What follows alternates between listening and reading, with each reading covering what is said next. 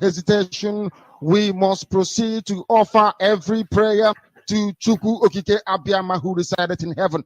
Therefore, as we always commence, not from today, but from of old, our Father who art in heaven,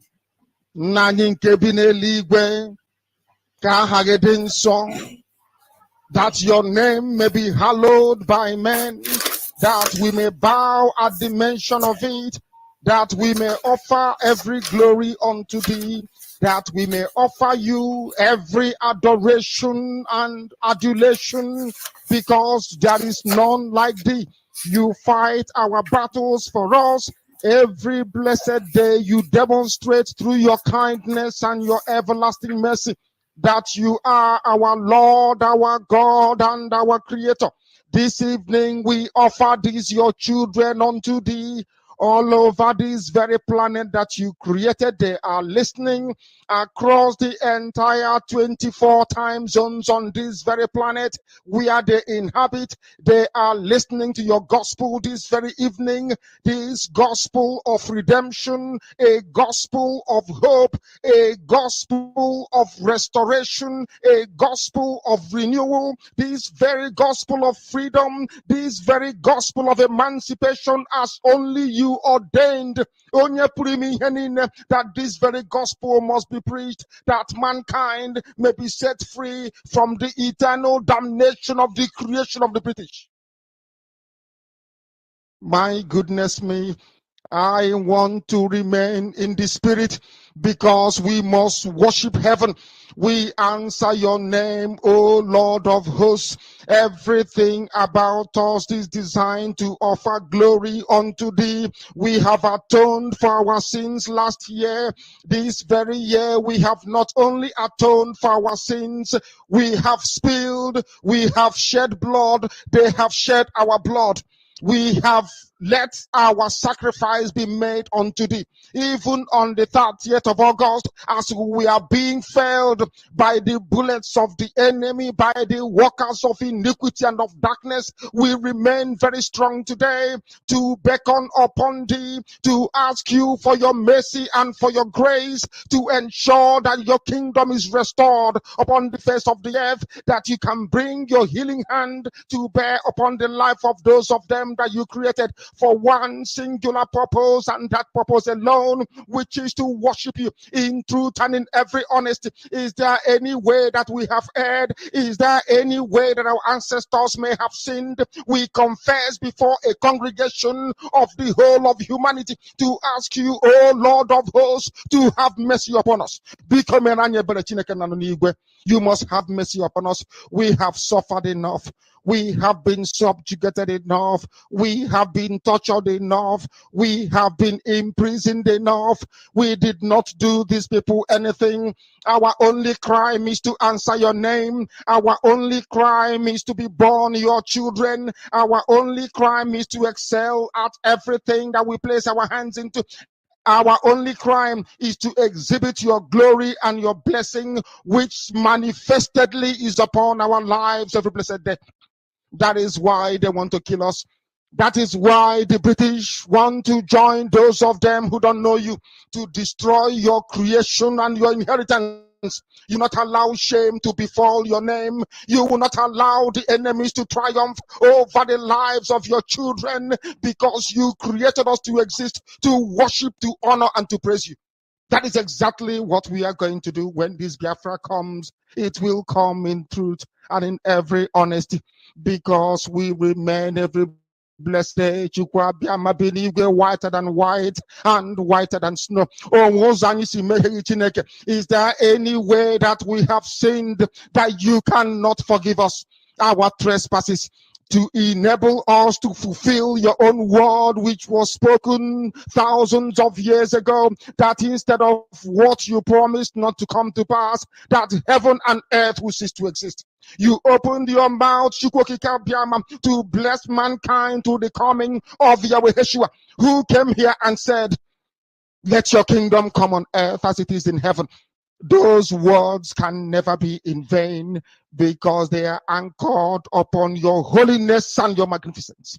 That is why in the end we know that Biafra will come, that these children that we have given birth to all over the world, and their children, and their children, and their children, as long as they give birth to them and they are Biafrans, they will worship you in truth and honesty. Through this very work we are doing, mankind will come to understand you. Let your miracle be wrought in our lives. Let us witness and behold your magnificence, your holiness, your mystery, and your grace under our command. O Lord of hosts, we call upon you. We call upon you to heal. We call upon you to provide succor to those them who are inconsolable. We ask you to come and strengthen those who are weak. We ask you to restore hope where there is hopelessness. We ask you for inclusion where there is destitution. We ask you for one brotherhood, one camaraderie, one bone, one blood, and one flesh of your children, the Efiks and the Bibios, the Izon, the Shekiri, the Isobos, and also those of them from Isoko. We are traveling all the way to the lands of Igala. We are moving on from there to Idoma, to Igede, to the territories of the Igbo land. All these places we dedicate unto thee. All these lands of yours, we ask you to cover it with your mercy, because Biafra will come, and when it does, we will dance on the streets. I'm telling you, by the time that we are done, humanity will think that we are mad, we are drunk in your glory, and rightfully so, because your kingdom will come to rest upon this very earth. That very kingdom is the unadulterated, non-negotiable sovereignty of the Republic of Biafra, that your will may be fulfilled in our time. All this we pray, all this we ask for, in no other name apart from that name that belongs to you. He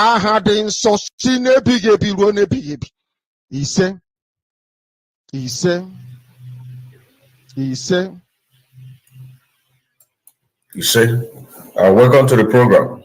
Welcome to the program. My name is still members of the Chineke, aka Afro Cronkite.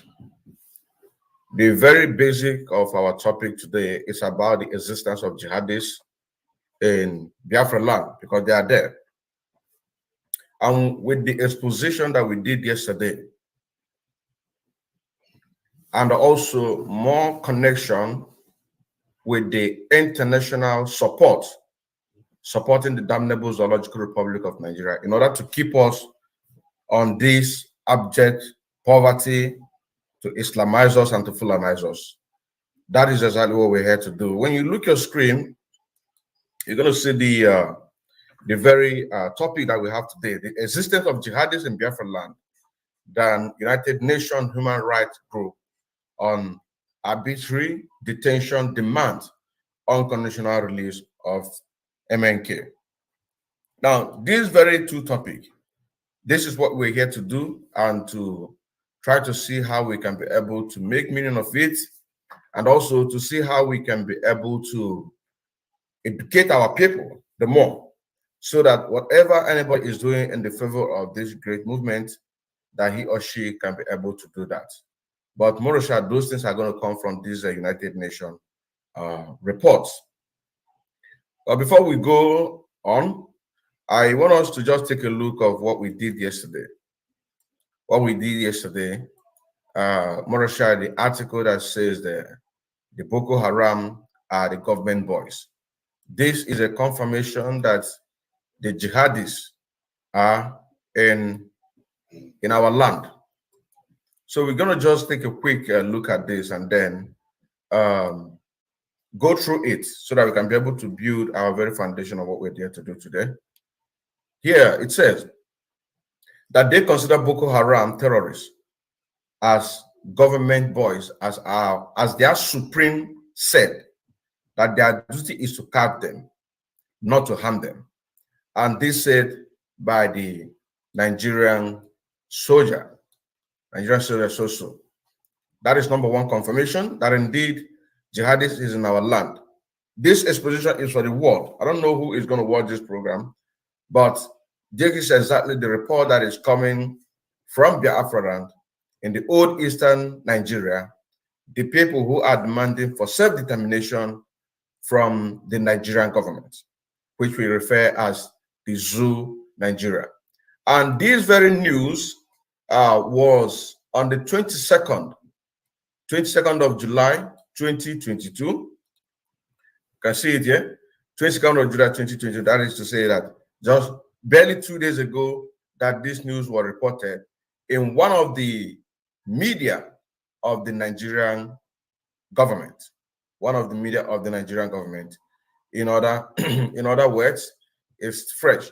So whoever is going to see this very thing or this very article, so for you to know that whenever you hear that the indigenous people of Biafra are soliciting for arms, soliciting for weapons in order for us to defend ourselves, then know it that we are doing it within the confines of the law.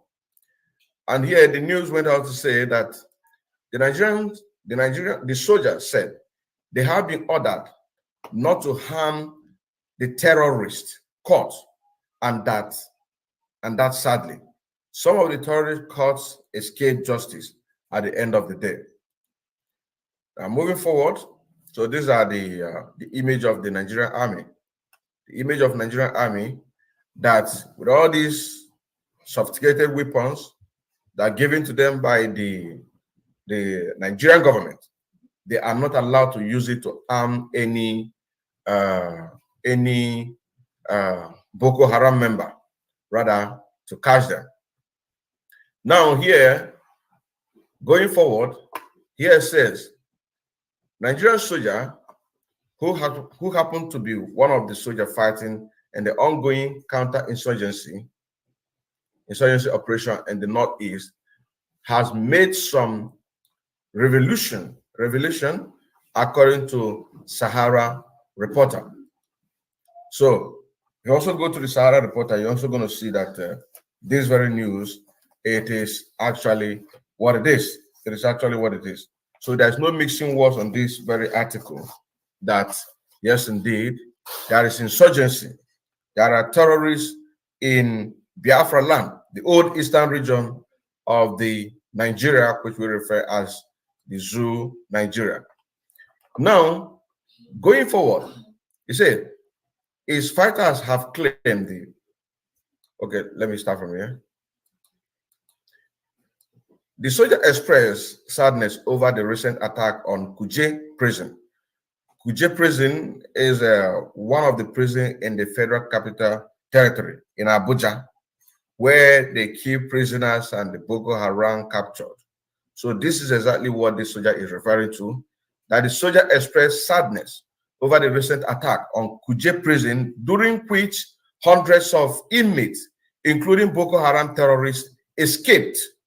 So when we say that insurgency or terrorists are right now in the eastern region, then you will now have to make a connection that these hundreds and thousands of Boko Haram that was escaped from this very Kuje prison, where are they? Of course, they are in the old eastern region of Nigeria, which is Biafraland. Here it says, his fighters have claimed the June 5 attack on Kuje prison in Abuja. The terrorist group attacked the prison facility with explosive, killing some people, freeing many Boko Haram terrorists. But according to the soldier who is in the northeast Nigeria fighting Boko Haram terrorists, it's a cost. It cost the Nigerian army the life of 6 to 8 soldiers to capture a Boko Haram terrorist alive. So what is he trying to say here? He's trying to say here that for his soldiers to even capture one single Boko Haram, you have to cost them 6 to 8 Nigerian soldiers just to capture one alive. To capture one alive. That is what he's trying to say here. And one thing we have to understand is this, that in the zoo Nigeria, as we refer Nigeria, whatever they give out in the news is actually not everything. So once they say that it's 6, you have to multiply it times 3 to be able to get the round figure, what they are talking about. Once they say 8, you have to multiply it times 3 to know exactly what they are talking about. And the news went on to say, soldiers said they have been ordered not to harm the terrorist court, and that sadly, some of the terrorist court escaped justice at the end of the day. He said some terrorists also boast when they are caught that they know that they will not be brought to justice. When they are caught, they know that they are not going to be brought to justice. Now, moving forward, the soldier condemned the Nigerian government led by President Muhammadu Buhari for forgiving Boko Haram, who have terrorized lives, killed and made people homeless, by saying they have been repented, while dismissing soldiers for fleeing after running out of arms at war front. This is exactly the situation that we are in the zoo, Nigeria, where the injustice has become the business of the day. The Fulani herdsmen, Boko Harams, all of them are being granted pardon in whatever crime they committed against the people. Whereas the people who are agitating for the freedom, be it Oduduwa in the west, be it Middle Belt in the central, in the Middle Belt, or be it the indigenous people of Afra, where I come from. So whenever we agitate or march on the street, the Nigerian police, Nigerian army have to clamp down on us in order to do what? To make sure that our mouth has been shut down. That is the reason why that we have gotten to the stage where we are today, that now our gallant men are getting themselves prepared to march and face the Nigerian soldiers, which is a terrorist. Nigerian army, which is a terrorist, or navy, all of them are terrorists, marching on these people in order to go and get what they really deserve. Now, moving forward, he said, an exclusive interview with Sahara reporters. Now, there is confusion in Maiduguri due to the recent jailbreak at Kuje prison.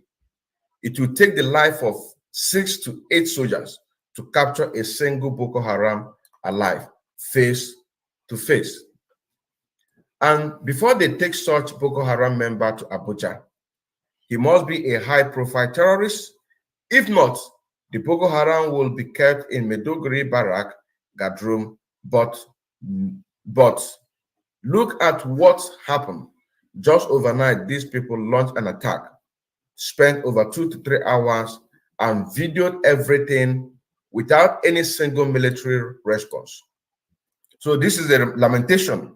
There's actually a lamentation from the one of the soldiers that is making this granted this interview to Sahara reporters, that right now there is a lot of confusion in Maiduguri, that is in the northern part of Nigeria, because of the injustice.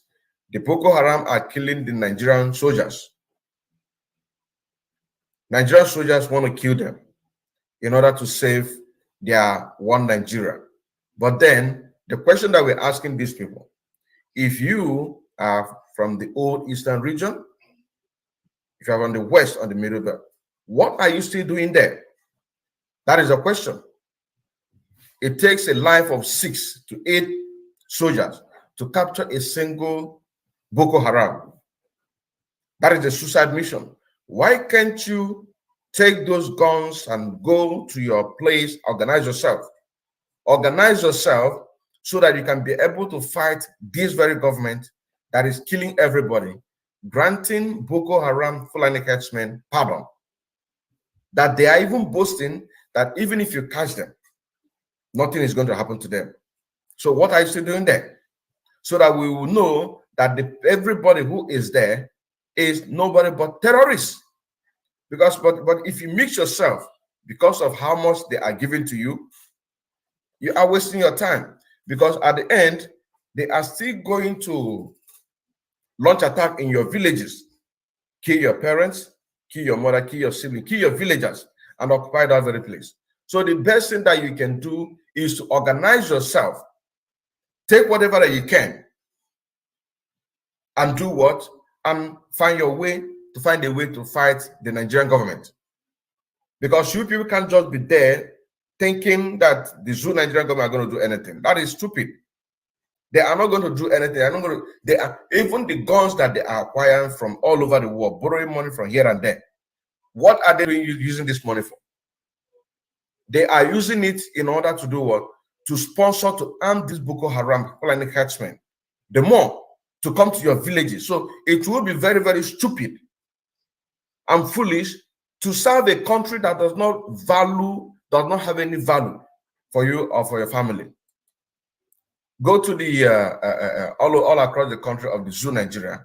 There is nothing like infrastructure, no education, no clean water. And yet people are still clamoring for one Nigeria. People are still clamoring for 2023. That is so shameful. That is so shameful. I continue. He said, you will catch a Boko Haram in Maiduguri, you will get an order, don't harm him. And within 24 hours, the person will disappear. And any other soldier that torture them, they will put you into guard room and give him IHL imprisonment with hard labor. They will tell you it is not your duty to, it is not your duty. Your duty is to capture them and do not have power to do anything to them. So you see, their duty as the order is given to them by the Zoo Nigerian government to capture them, but not to harm them. So the people that is watching this program, I believe that all of you are supporting the Eastern Security Network. But what about the people who believe in one Nigeria? Most of this thing that we are talking here, we are saying this thing, we say this, and you think that we're just making blah blah. This is a reality. You know what I'm saying? This is actually reality. There is nothing, there is no magic. This is actual reality. You support one Nigeria. You are supporting Peter Obi. Who told you that Peter Obi is going to save Nigeria? The man that is going to save everybody living in Nigeria is nobody but Nnamdi Kanu. The person who is going to save everybody living in Nigeria is nobody but Ohamadike Nnamdi Kanu. That is the only person. If you are hoping for any second, you know what I'm now? There is no other way. The only man that everybody in the Zoo Nigerian government listen is Nnamdi Kanu. You know what I'm saying now? And that is why they hold him there, because they know when they captured him, they put him there, they are going to destabilize what we are doing. But hey, they mistakenly. So now that we are here, are you following the footsteps of Nnamdi Kanu? You used to listen to him. You call him holy, holy, holy. But now you have abandoned him. You are agitating for P2B.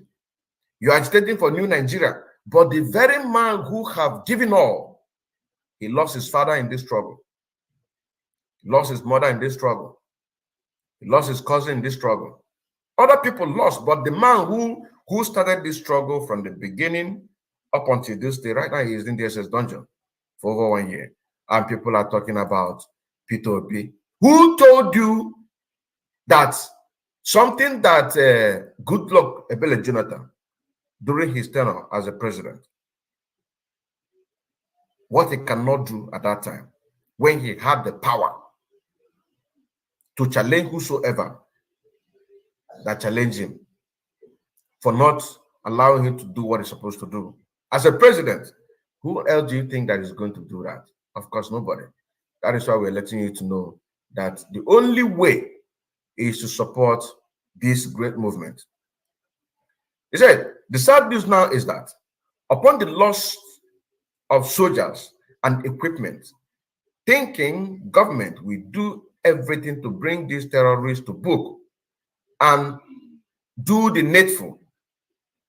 The news we heard is that the government has sent them free, and not only that, they are giving them skill acquisition so that they will be able to fit into the society. So when I say that the jihadists are in Biafraland, this is exactly what I'm trying to say. People to understand exactly what we're talking about. He said the sad news is that upon the loss of life of soldiers, because it takes 6 to 8 life of soldier to capture a single Boko Haram. Upon that, they still set them free. Then what are you still doing there? That is a question. Kedu can eme there? Kedu if you can eme there? What are you still doing there? Get your ass together and do what you're supposed to do.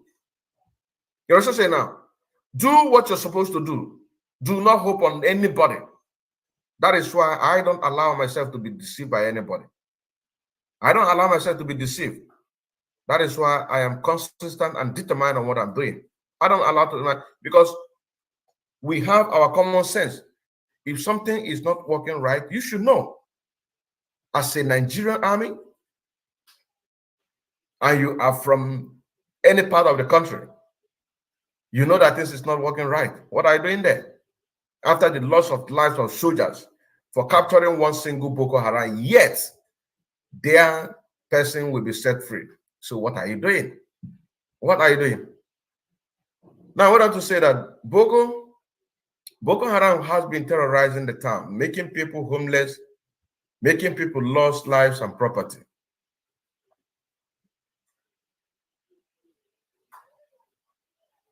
Okay. Making people lost life and property. Then wait for the consequences. Wait for the consequences. So, what is our people thinking? What is our people thinking? Look at it. Look at it there.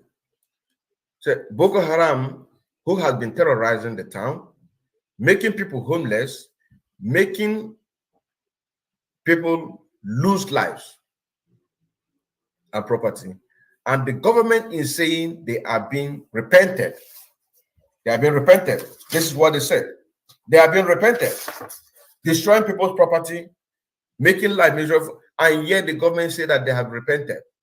What of the soldiers that run out of arms that you dismissed with a question mark? He is now pleading to come back. You must be a fool. You said that they cannot come back again. You must be very fool. You must be very fool. That is injustice. That is injustice. That is injustice. But then, you should still believe in one Nigeria. Automatically, you believe in everything they are telling you. Because some people will still see this very message right now that I'm talking about. And they say, no, it's a propaganda. Forget that it's a propaganda. But it is happening in your very eye, saying that what we are talking about is nothing but the truth. They will say it's a propaganda. Don't mind them. Until they will come and cut off your head, then you will know that it is not a propaganda. The news in Kuje prison is not a good one, he said. People are not happy about it at all. Before Uncle, the soldier now prefer to capture and kill them, then wait for the consequences. You don't do that. You don't do that. Pick up the arms that you can be able to get yourself prepared. Get yourself. You don't wait for consequences. Once you finish that motherfuckers, once you finish them, you do what? You have to get ready. Get ready for the main battle. That is why I need to plan. And that is why we are sending this message, so that you can be able to change your mentality. You understand now? Because some of us, our thinking faculty is not working very well. Some need an advice in order for them to do what they're supposed to do. Some need a strong hand in order for them to do what they're supposed to do. Because we are black men. Nigerians don't reason. So anybody that have a mentality of the zoo Nigeria, this is how they reason. More especially the Western of Ajela. I understand something now. Those who that say that they've gone to school. And most of these soldiers you're seeing here today, you say that this one, he's a bachelor, he studied this one university, he do this. But yes, you are seeing something before you and you cannot be able to organize yourself. Organize yourself. Now, he went on to say that they are now considering them as the government boys because you don't touch government boys. The Boko Haram, who only understand minor English, will tell you, if you want to kill me, you kill me. If not, when I go, they will leave me. Which is true, he said, which is true.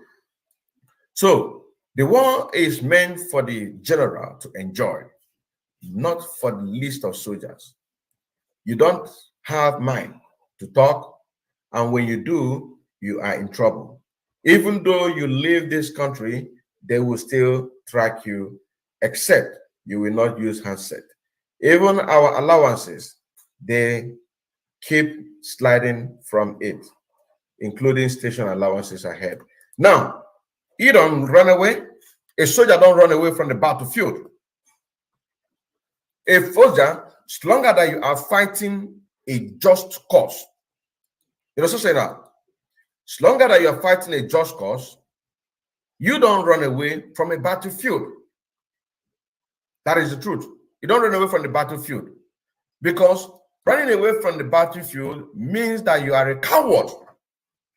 You don't run away. Why would you run away? Why would you run away? You don't run away. Get yourself, instead of you planning to run away, you might have, I don't know when you will begin to discover this, but our leader Nnamdi have been saying this for over years, what is going on there, the corruption and the rest of them, how the Janjaweed want to take over the country. I've been saying this, but yet nobody's listening. Now that you have already found out, your eyes have opened, because he said, at the end, you are still going to come down to our terms that Nigeria is not working. So you don't run away. What do? You get yourself prepared. How many? Put yourself together. Kill the motherfuckers. You know what I'm saying now? Kill them all. Turn yourself as a rebellion against the Zoo Nigerian government. Because this is exactly what we are. This is exactly what we are. You know what I'm saying now? This is exactly what we are. And we have to do it. Because if you don't do it, they will keep trampling on us. Rebellion against the government. The right is there. Nigeria has expired since 2014. What is the United Nations talking about it? What is the so-called politician? What are they talking about it? They are not saying anything. So all they care about is just to make sure that they keep taking from us. So what do? We cannot keep quiet. Now, before we go further to the next very news that we want to look about, which let me bring it to the screen. Let me bring it to the screen so that we can be able to see the same connection with this Islamic. And this one now, which I believe that a lot of people have seen it. I believe that a lot of people have seen this very news. I believe that a lot of people have seen it. When you look here on the desk, you see Islamic State Group use South Africa to channel fund. United Nations says so. And this was reported on the 22nd of July. It was reported on 22nd of July.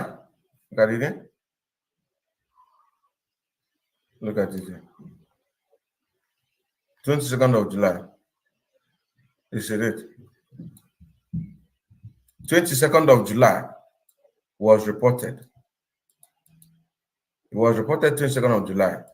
That is barely 2 days ago. 2 days ago, United Nations gave this report that the Islamic State group used South Africa to channel fund. UN is giving out this information. UN is giving out this information. Now, let us listen to one of our brother who is also an activist before we go to this very news that I'm talking about. Before we go to this very news I'm talking about, we'll listen to one of our brother who is an activist that has just been arrested by the zoo Nigerian government, and now he is free and he is very ever strong like before. Let us listen to what he said before we move on to this very news that has to do with the Islamic State. Let us listen to what he said. Then, for those who will hear, let them hear. Let's go there. Peter B even arrested me during his tenure. Peter B even arrested me during his tenure. Let them divide this country. Please, I cannot hear anything. Can you please write on the comment section? Can you please write on the comment section, please, if we are hearing it, because I cannot hear it. Everybody go on his or her own way. That is the best thing. I don't have candidate. I can. Okay. Yes. Yeah. It's correct. Peter B even arrested me during his tenure. Peter B even arrested me during his tenure. Let them divide this country. Let everybody go on his or her own way. That is the best thing. I don't have candidate. I cannot vote for Atiku. I cannot vote for Tinubu. I cannot vote for Peter B. I cannot vote for any of them. They are criminals. Now listen, report this thing that I'm going to tell you now. Whether you like it or not, Fulanization is real. They are coming for you. They are not coming because of political party. They are not coming because you are PDP. They are not coming because you are APC. They are not coming because you are Labour Party. They are coming to Fulanize everywhere. Now, let me tell you, Yoruba people are in Benin Republic. How many of the... Because Nigeria is their essence. Giving them clothes. I think something is wrong with this audio. Arrested me during his tenure. Okay, I don't know what is wrong with this audio. I don't know what is wrong with it. Let me refresh. Because it's very, very important. Let me refresh.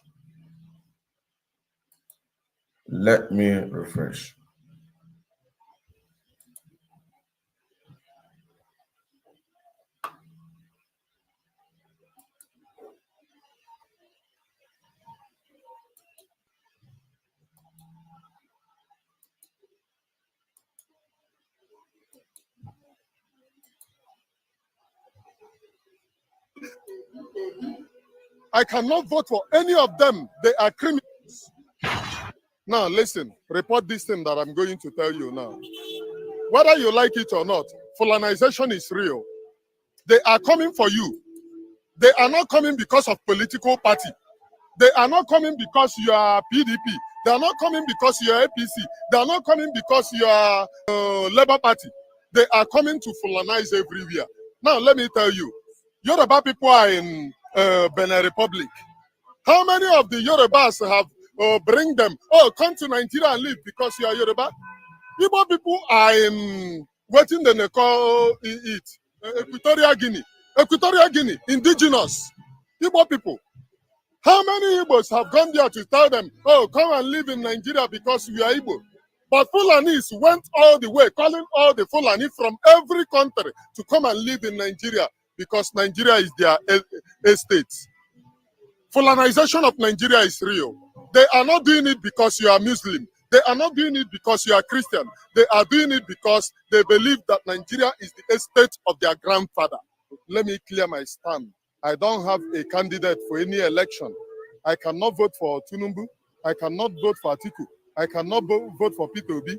I'm only a freedom fighter. Now, going back by your question, what happened yesterday? It is very, very shameful in the sense that you are going Muslim ticket, no problem, nobody is complaining. Why you bringing people who are actually not even Christians, giving them clothes for them to act as a Christian? It is shameful.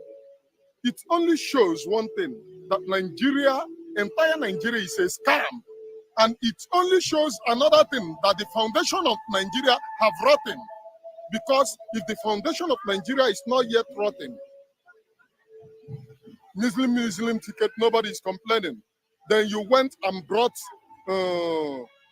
unknown bishops, unknown pastors, unknown Archbishop of Sambisa Forest into Abuja, and you still want to claim to be a leader. My brother, let me tell you, all these crumbs of criminals masquerading as your leader that are only what they care about is their pockets, not about you, not about your well-being. How much is the food stocks in the market? Is their children even in Nigeria?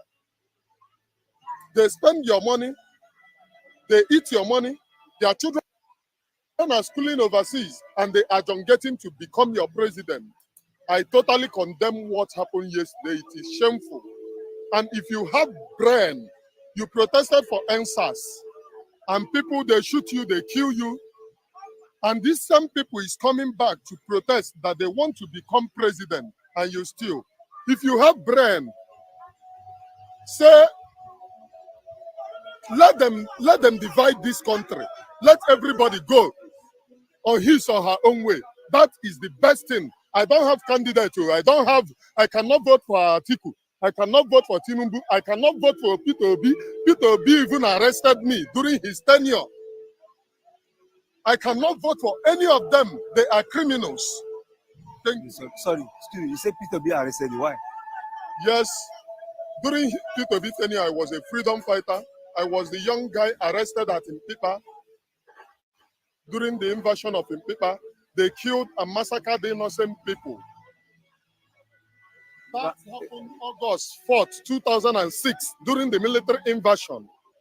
I was arrested, I was manhandled, I was treated like a criminal. Lots of dead body. I saw lots of dead body in military vehicle right before me. A guy was shot right before me. And you still want me to go and vote for all of them.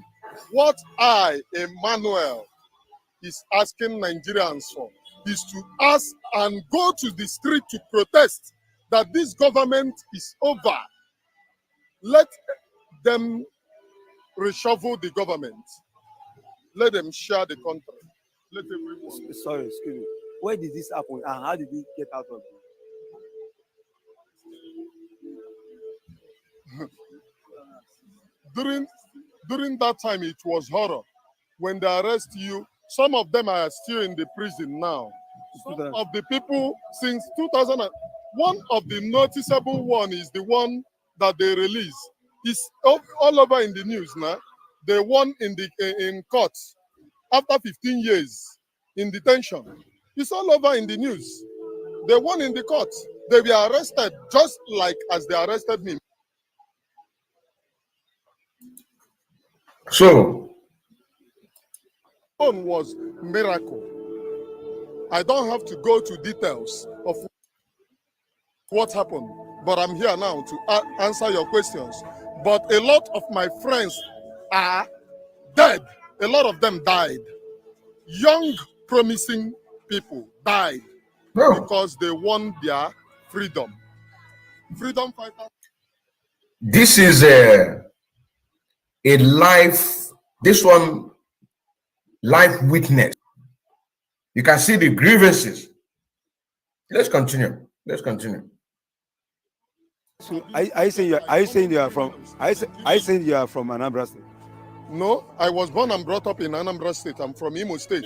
Look at my state. My state is even Sambisa Forest. Sambisa Forest that you talk about in the north is in my state. Killing young people. And these people are coming back to tell you, vote 2023. By 2023, will you be alive? As they are killing you everywhere. There is Fulani herdsmen which they force you news people to report that they are bandits. There is nothing like bandits. All of them are Fulani herdsmen. Bandit does not exist. It is only orchestrated by the government in order to cover their crimes. They know that bandits are Fulani, and they know that bandits are their people. They orchestrate it to cover their crimes. And everybody is talking about 2023 without talking about, you can never move from here now to Ogun State with your mind calm. Every time you move in fear in Nigeria, and you still talk about 2023. I pity everyone. Thank you very much. That now brings me to the question: what's really happening in Imo State? Why the killing? Why the killings? You go and ask the governor. The governor of Imo State, Hope Uzodimma, invited the military to finish his king's men. Why? Go and ask the governor. There is invasion into the bushes of Imo State, killing and pillaging, which was reported. It was reported even in the newspaper, even in the news. Those people that killed innocent people in Imo State have not been brought to book. When people protested, he invited the military to cover up the people committing the atrocity, and the rest becomes the story. The rest is what we are suffering in Imo State today. Even today now, it have already extended to the whole of the eastern region. You cannot move from here to here with your security guaranteed. They are playing politics with people's life, and it must end when the people of Nigeria rise up to ask for their freedom. Enough is enough. You cannot be voting every time without our security. We cannot be voting every time. Listen, the people of Nigeria have always politicized this thing, but me, I don't go by politics because I don't believe in any of them in politics. I don't like Peter Obi. I don't like Atiku. I don't like Tinubu. All of them, I don't like them. I can only like one thing, my freedom. That's the only thing that I like. The freedom of my children. That's the only thing that I like. Okay, now that now brought me to the question: does that mean that you're not going to vote come 2023? My brother, you are funny. Does it mean that I'm not going to vote come 2023? Voting on which constitution? Okay, what's the solution? The solution is mass protest. Protest against you see what happened in Sri Lanka when the people of Sri Lanka stood up. They walk and they reclaim their freedom. The masses are going to the solution is mass movement, mass protest. Revolution can only stop these people, not by any other thing. It is revolution.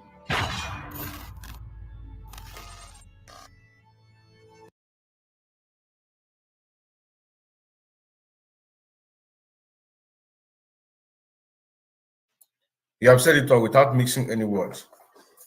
You have said it all without mixing any words. Now, going by the sponsorship of these terrorists and how they are smuggling money into the zoo Nigerian government in preparation on what this our brother is talking about. Because they are here already. They are here already. Now look at the news. Look at it. Because all of this that we are making here, starting from the government voice, which says that any Nigerian army that calls Boko Haram should not harm him because they are government boys. With the testimony of this, our brother, on what he went through, even right when Governor P2B was a governor in Anambra State, what he passed through, and the solution, giving a reference of what happened in this Sri Lanka. Now, coming to this next point that we are about to show to the world right now on how they are bringing weapons, money, an Islamic State. Look at it there. An Islamic State groups use South Africa to fund and channel money into the zoo, Nigeria. And this was just recently. Look at it there. On the 22 July 2022. Today is 24th of July 2022. So this is recent. It is happening already. So the people who are hoping to vote 2023 on which constitution, is it after they have killed the finish? That is a question here. And then our people here in diaspora, are you paying your own tithes on the Eastern Security Network? That is a question that we have to also ask ourselves. That is another question we have to ask ourselves. Now look at the news here. Look at the news here. And this very news is from Bloomberg. Bloomberg. That is where the news came from. So here it says, I hope I'm coming out clear. Islamic State affiliates are getting financial backing from supporters in South Africa, according to a United Nations Security Council report. The document published this week said Uganda and Kenya generate wealth in countries including South Africa and launders the proceeds to a rebel group in the Democratic Republic of Congo that sworn allegiance to Islamic State. The Allied Democrat Force, as the group is known, also received funding from Uganda. Business owners, it says. Did you see? How are these people supporting their cause? And this one, the whole world is against terrorism. The whole world is against terrorism. But here, on this very first point that we just read now, you that is watching, you that is listening, you that is reading with me, are you paying your quota? See how massively these people are being organized to sponsor themselves, including business owners. And when they're talking, look at $10,000 was just asked. 10,000. If I have $10,000, I'll be very, very glad to give it. You understand what I'm saying now?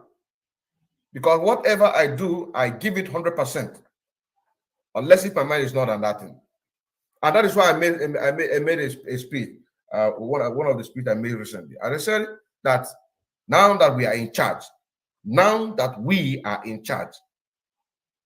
of the Eastern Security Network, if Biafra will not come, Biafra must come. Is it that Biafra or not? These two things. I want to get an OPA. Now that I am one of the people in charge. You understand what I'm saying now? So, the question now, all these are people. What are they doing?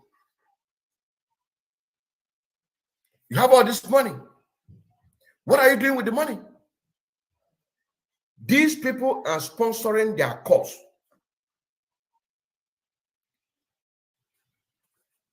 From South Africa, sending money to Zoo, Nigeria. In Nigeria, they are protecting them. What are you doing to protect your own? That is the question. What are you doing to protect your own? That is a very, very question that we must have to answer. We have to answer this question. I'm telling you honestly. I'm telling you honestly. Now, you said the ability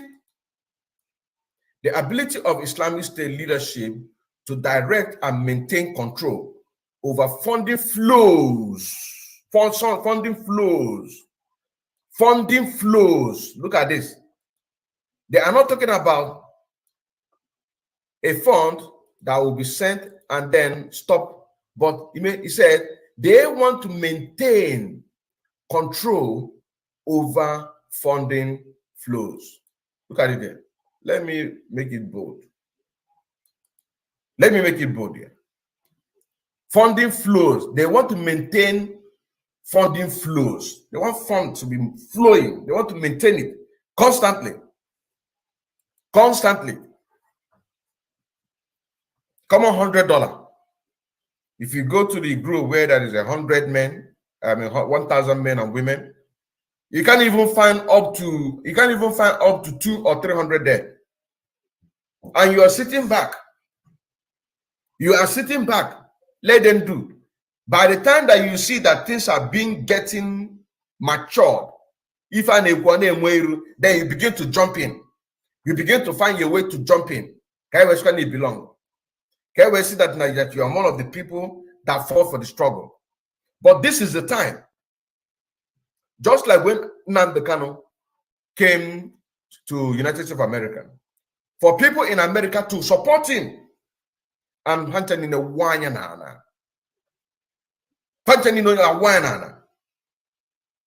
Today we are here now. Everything has become clear that even the Islamic State, they are working tirelessly to have a maintain of control of overfunding flow. They want to have it excess. They don't want money to be their problem. Then what is wrong with our people? What is wrong with our people? That is the question. What is wrong with our people? The Islamic State want to maintain flows. They want to maintain overfunding flows to the global affiliate. But now let me read this in again. The ability of Islamic State leadership to direct and maintain control over funding flows to global affiliates remains resilient. The report cities members are saying why the group's strengthening has been greatly diminished in Iraq and Syria, where it once held large swaths of territory. Its propaganda focus has shifted to groups that have pledged allegiance, including those in Afghanistan, Afghanistan. Look at it. It is here. Afghanistan and Africa. Look at Nigeria. They have already included Nigeria. They have already included Nigeria. Our people make una dey. Look at it here. Make una dey. Because even some, as you are saying this thing, they are saying it's a propaganda. Nigeria is here, Afghanistan. They are now looking for small group that will pay allegiance to them. Morisa in Afghanistan and Africa. Full stop. Now let us hear what they say about Nigeria.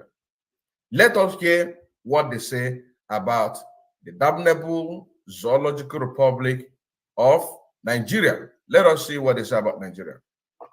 They say in Nigeria, the DRC and Mozambique affiliate has been creeping havoc. DRC, that is the Dr. Congo. Dr. Congo in Nigeria, Nigeria and the Dr. Congo played an allegiance to this Islamic state, having a huge funding flow from the South Africa. Now in Nigeria and Dr. Congo and Mozambique, affiliate has been creeping havoc. So what are they trying to say here? Between the Nigeria, Dr. Congo, and Mozambique, they are having competition. Who is going to work the most? You that is watching, are you also in a competition with your brother and your sister to make sure that the money is flowing for our gallant men? That is the question. That is a very fundamental question to ask. In Nigeria, Dr. Congo and Mozambique, they have been causing havoc in these three countries by the allegiance that they pay to these people in Africa. So are you also in competition? That is a question. Are you also in competition, or you are waiting when the team begin the sweep? It can't be like say, because some people now, it be like say those on Biafra, it be like say no go get ahead. The way they say these things, see the kind of thing where they just happen. Now see what thing they happen now. No, I know sure say now no go fit put my money there. Now make I take my money, make I go drink beer, or make I take and go do one apuna, or make I just take and go do one useless thing or thereabout. Or make I just finish down my house when so at December I go house. They go kill you there. One light and lie. As how someone said. One light and lie. They go kill you there. If you they go there, then they wait for you. They go kill you there. You understand now? They will kill you. Do competition to make sure that our gallant men get what they have to get. That is the most important thing. Have a competition. Just like these groups that I helped to open, I know how many groups that I put my own money. This was a group. In order to motivate them, You know what I'm saying now? I know how many groups that I put my own money. Not that I have the money. I'm also in the 1,000 men and women. You know what I'm saying now? But to motivate them.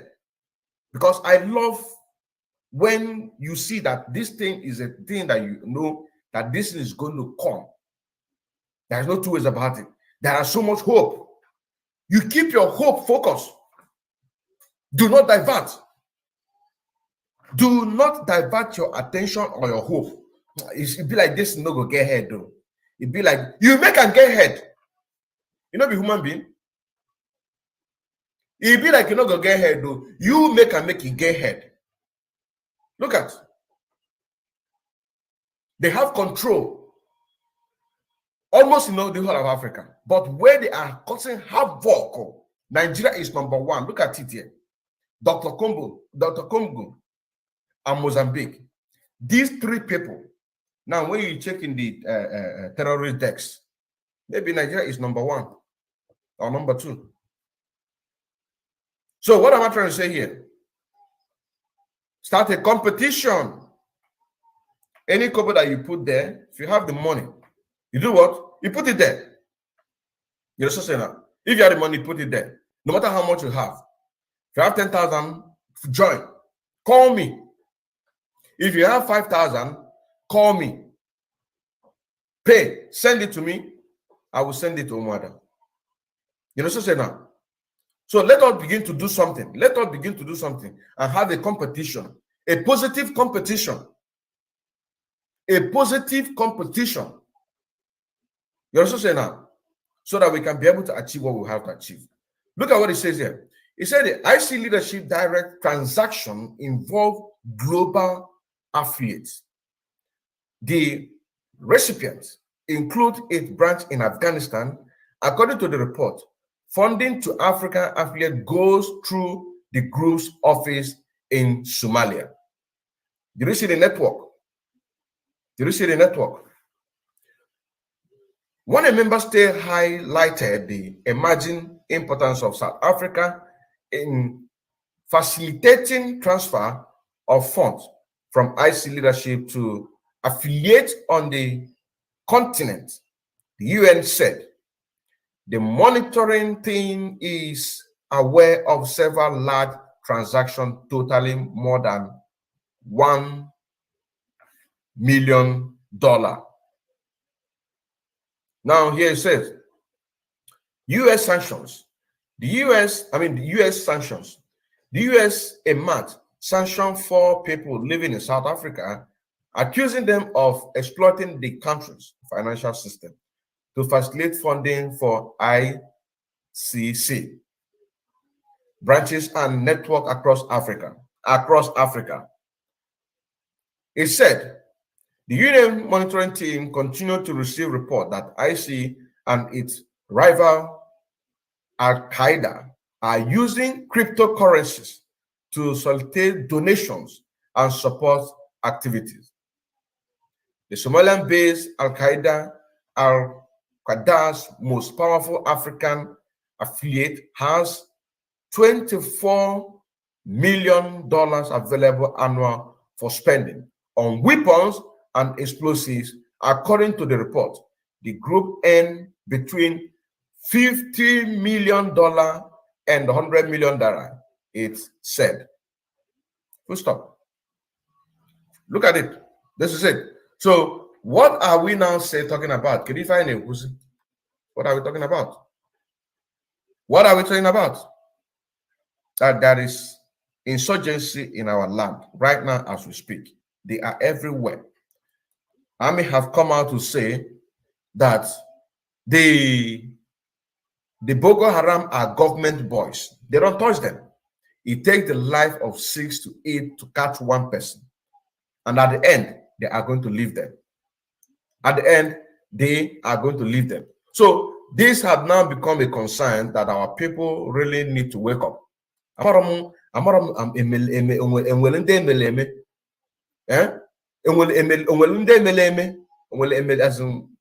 thing, I don't understand.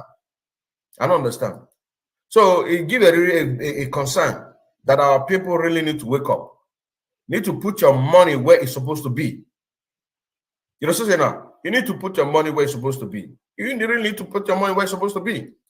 Because if you don't put your money where it's supposed to be, then you are making a great mistake. Very soon now, hey, Biafran come, you begin to put. You will not provide. You will not provide now, no, now that we need it now the most. The men are on the ground. They are crying. They need help. We are here to help them. You also say now, we are here to help them. You have the money. There is no amount that you have that it is too big. There is no. You also say now, there is no amount that you have that is too big. If you have a friend said that if he has $100 billion, you also say now that he's going to give this money. If you have $100 billion, that he's going to give it. And so me too. If I have $100,000, I'm going to give it. Because there's nothing like freedom. That is nothing like freedom. And giving it not mean that I will expect it back. Because I remember some time ago when a lady called our leader, Nnamdi Kanu, and said to him that he wants to sell his house. You also say now, he wants to sell his house. I mean, she wants to sell her house in order to donate that very money into the ESN. That was in 2021. And our leader said, you want to sell your house? I say, yes. And give the money to ESN. And later you take the money back. Okay. Why? What happened to the people that have already lost their life? How do we bring those people back? This is the question. This is the question that our leader Nnamdi can ask. How do we bring the people that already lost their life?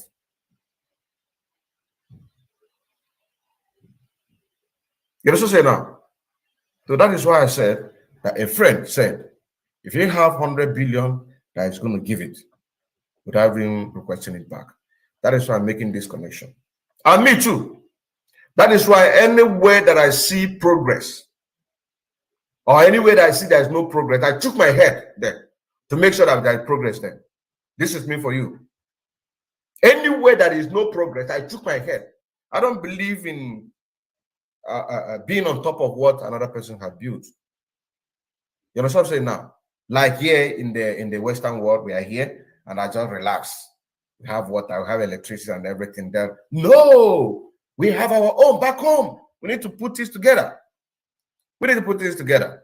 Now here another news says that Nnamdi Kanu hope brighten as the UN intervene. And this very news, look at this very news was was 2 days ago, but this particular news online, they reported it. They reported it today. Today is 24th. So look at it here. Look at it here. Because all of this is making sense. It is making sense. I cannot see where the Zoo Nigerian government will go to South Africa to abduct our leader, in Kenya, to abduct our leader, Nnamdi Kanu, without any judicial process. You know what I'm saying now? Okay. Then you have Boko Haram in the Zoo Nigerian government that they are now first-class citizens, that you can't even touch them. Okay. You now see another report from a confession of a fellow Biafran, what he had passed through, telling everybody there is no hope for Nigeria, that what they are marching is Fulanization. Is all this is not making sense? Of course, it's making sense. Now, this report that we saw here by the United Nations, we cannot hope on this because this is one of the things with our people. Once they see such a news, now remember, after the NSAS ended, the UK Parliament, what did they do? A lot of people follow their debate in their parliament. I say, make una forget this thing. Focus on what una they do. Forget about it. Because all of these are politics. How can United Nations be monitoring an ICC, making transactions all over the world, using the businessmen that they sanction? Is that not a business? What are you talking about? Who is deceiving who? Who is deceiving who? Let us go back to that news. Can I make a little bit of analysis there? Who is deceiving who? Who is deceiving who? Let us go back to this news where they say that they sanctioned them. Who is deceiving who? Don't deceive us. Do not deceive us. Where did they say that they sanction? Who they sanction? Look at it there. U.S. sanctions. Look at it there. U.S. sanctions.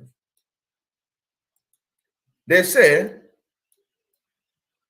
the U.S. in March sanctioned 4 people living in South Africa, accusing them of exploiting the country's financial system to facilitate funding for ICC branches network across Africa.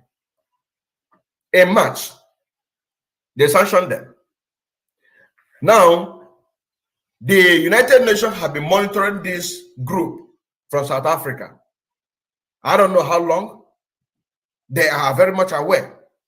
So let me tell our people what happened here. The United States of America, they are very much aware of all these things. They are very much aware. So sanctioning these 4 people is to kind of give them a way to have a free, free time business, to do what they have to do. If not, how many of them have come out to say that Nnamdi Kanu must be released, put a pressure to the Nigerian government? Have they come out? Sometimes when they play this game, this undercover game, this is a part of undercover game. Sanction them to just shift them on one side for them to do what they're doing. All they want is the resources of Africa. The Islamic State can do whatever they like. If that is not true, let them prove us wrong. Let them prove us wrong. It's me that said it. Afro-concrete of Biafra. It's me. If they are not in support of this total Islamization all across the world, let them prove it wrong. It's not about that US said they want Nnamdi Kanu to be released. You understand now? It is not that they said. let it happen today, tomorrow. It is not in 6 months, because we're going to read that news. I saw somewhere where they say 6 months time. That is after 2023. What gives you guarantee? I'm talking to our people now. What gives you the guarantee that these people are going to do what they said? A lot of people will still be hoping on it.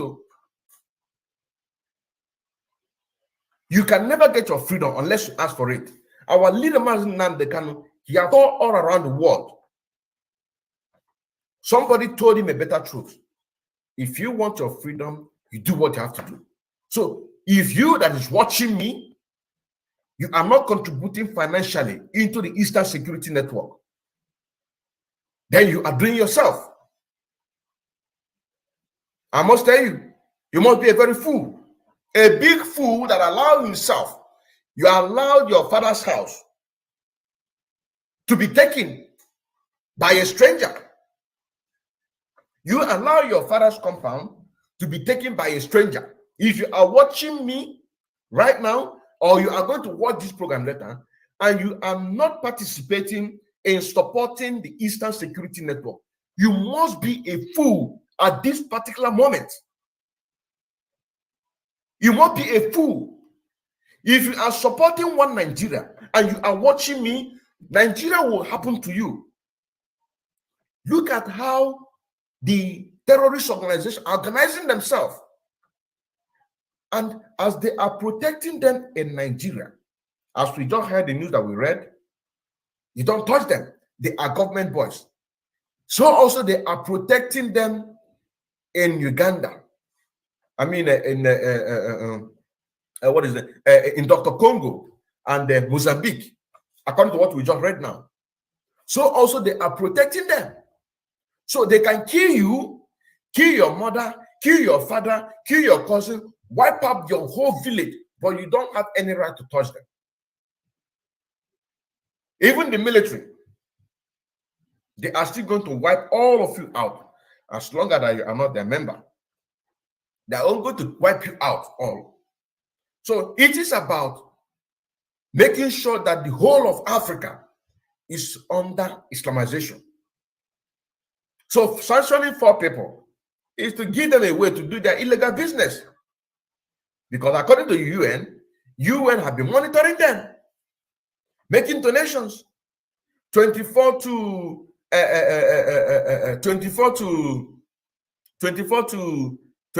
50 million naira, 24 to 50 to 100 million naira. I mean, $1 million. You know what I'm saying now? So we really need to have wake up. So let us continue with this very news that we are reading. Let us continue, because our people are so dumb. Honestly, you know, to EG our people, that is a kind of just beating around the bush. The kind of hand that feeds our people is that same hand that our leader Nnamdi Kanu was giving all of you, for you to wake up. Because when you open age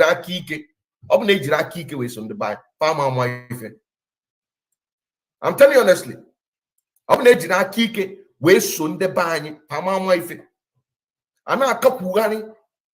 look at Mazen Nnamdi Kanu. Look at him, Mazen Nnamdi Kanu. He is in the says, "Don't what is our people doing? Can you find them?" Some useless people are talking about one. You say one Nigeria, 2023. You are not ashamed of yourself. You're not ashamed of yourself. You hope for one Nigeria. You are not ashamed of yourself. Now let us read this very news. It says that Nnamdi Kanu hope brighten as the UN intervenes.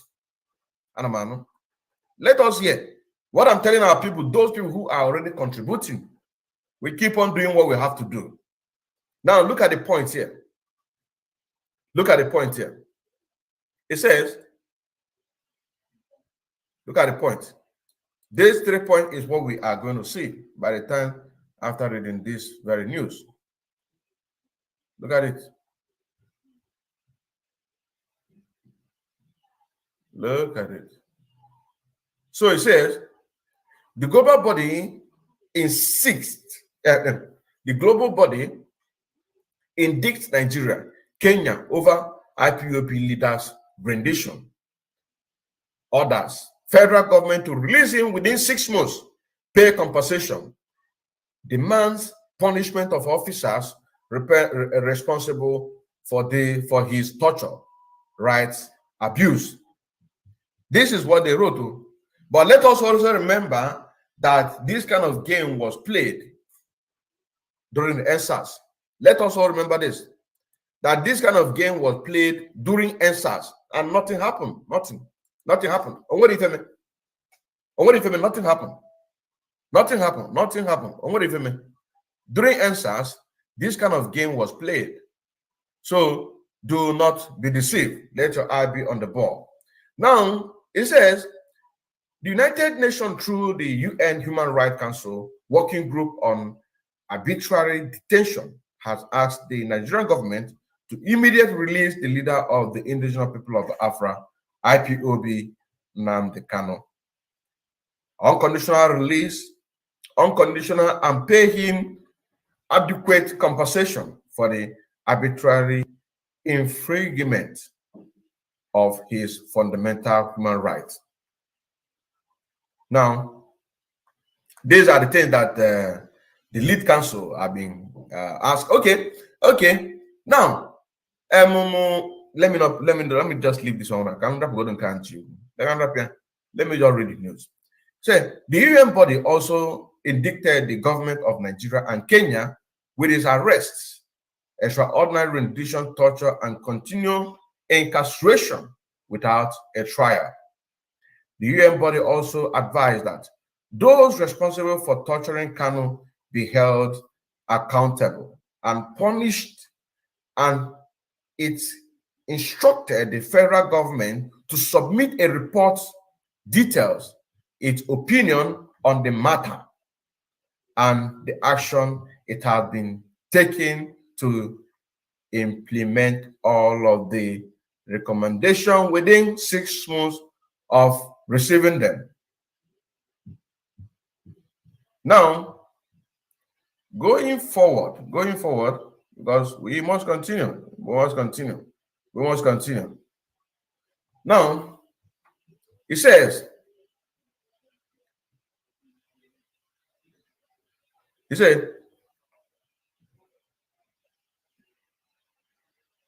noting that both Nigeria and Kenya are party to the convention and should act in accordance with its terms. The right group further want to take additional action to ensure the recommendation are followed. Now, the question that you're going to ask yourself to see that this is a fake, I call it a fake. This report is a fake. This is a politics. I am not saying that it is not, it doesn't really come from United Nations. I did not say that it doesn't come from United Nations. But what I'm saying is this: why did they not mention at least Britain from here? They made mention of the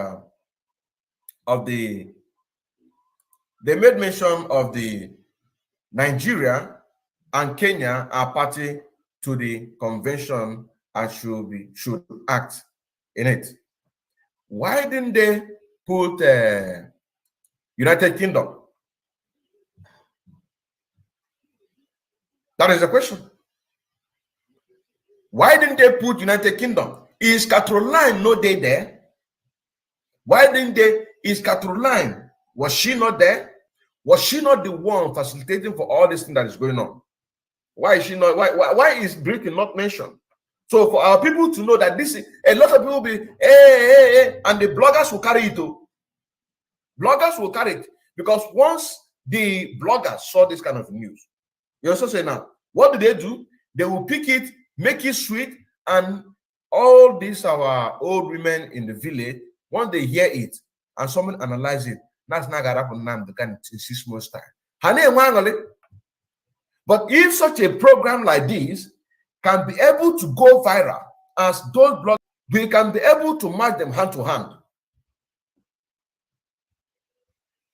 You also say now, for you to know that this is nothing but a fake in a sense that it is not real from their heart, but it is real that they've written it. It is real that they have this conversation with the zoo. It's all plans. Because once Nigeria, as you see today, disintegrates, automatically Africa, you see this Dr. Congo, you go follow. You see this Mozambique, you go follow. Other African countries will follow. Because we are marching towards disembowelment of any artificial boundary created by the British and France and the rest of them. You also say now. Now, if you do much research, you will know that in that United Nations, Britain have a stronghold in one of the top executive office, seat in the United Nations, be it Security Council or whatever. You also say now, to make sure that they press everything down. Everything, they make sure they press it down. So the question is, why is Britain not mentioned here? Because he traveled from Britain with his British passport to Kenya. So legally, he is still in Kenya. He has not left Kenya. How did he come to Nigeria? So if they want to be at least be a little bit honest to themselves, they would have said, you also say now, to return Nnamdi Kanu under 1 month back to Kenya. Because according to the report by the legal team led by Barrister Ifeanyi Ejiofor, you also say now that they are still in, he is still in. You also say now, unless we go down to the news and we hear if they say such a thing. You also say now, but if they did not say such a thing, why didn't they say it? That the Zoo Nigerian government should return him back where they picked him. He is an international, he is a British citizen with his British passport, traveled to Kenya. And the Kenyan government have come out to say that there's a report that he came in and there was no report that he went out. So practically, he is still in Kenya. Why did the Nigerian United Nations did not ask the Nigerian government for them to return him back? Not even up 1 month. What is 1 month? Immediately, 24 hours. 24 hours, you're giving 6 months. Forget that thing. Forget that thing. Forget that thing, because forget that thing. So let our people not be deceived by this. That is what I'm trying to say here. Let our people not be deceived by this. That is what I'm trying to say here. Now, he said, noting that both Nigeria and Kenya are party to the convention and should act in accordance with the terms. And the right group further warned that they take additional action to ensure their recommendation are followed. Okay, I now go. The UN forwarded Kanu's torture case for additional consideration to the special rapporteur on torture and other cruel, inhuman, or degrading treatment or punishment. Popular right now. This is popular right now, as I said. It is popular right now. It is popular right now. Okay. We have to also make this broadcast go popular. We also have to make this program go popular so that our people can be reason. Let our people be reasoning. But our job here to open their brain, put 1 or 2 things so that they can be able, without one knot, without cause it that is what we're here to do. Put our people in a direction for them to reason. He said this instruction was included in a 16-page report with a July 20th, 2020, due to the date the working group on arbitrary detention at its 93rd session adopted on April 4th. A paper was marked opinion number 25 2022 concerning Mr. MNK Nnamdi Kanu. Look at opinion. It is an opinion. Look. I quote to look at it for people who are jumping. Let us read it from here, then come back again. He said the instruction including in 16-page report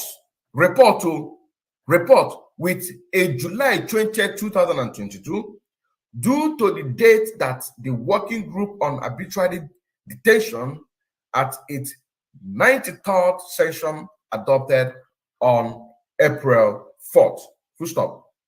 The paper was marked opinion number 25, 2022. Opinion number 25. So how many opinions? How many opinions? So there have been so many opinions. Opinion number 1, opinion number 2. Yet our leader Master Nnamdi had not been released. Opinion number 3, opinion number 4. Yet he has not been released. Opinion number 5, opinion number 6, opinion number 7. Yet our leader had not been released. Opinion number 8, opinion number 9, opinion number 10. Yes, he has not been released. Opinion, no, personal opinion or group opinion. Opinion number 11, opinion number 12, opinion number 13, opinion number 14. He has not been released. We are still counting, and we don't know when this opinion started. Maybe this opinion started in 2021. I don't know when it started. Opinion number 15, opinion number 16, opinion number 17, opinion number 18, up to opinion 25, 2022, concerning Mr. Nnamdi Kanu, Nigeria and Kenya. Why?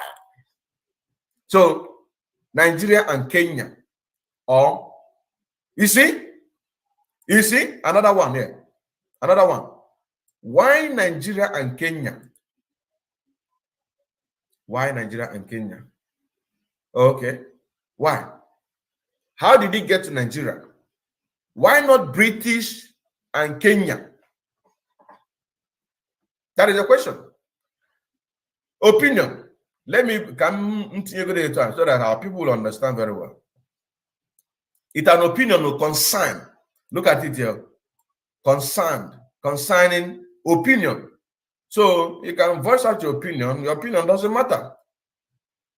Look at it there. Look at it there. Opinion. This is opinion. This is opinion. Opinion number 25. Let us continue. It says, in the unedited form since by Sunday Sun, the UN Commission Human Rights Resolution 1991/42 established the working group on arbitrary detention. In accordance with its working procedure, the working group spoke with the governments of Kenya and Nigeria on December 30th, 2021. That is another opinion. We don't know when this one, accordance with its working procedures, the working group spoke with the government of Kenya and the zoo Nigeria on December 30th, 2021.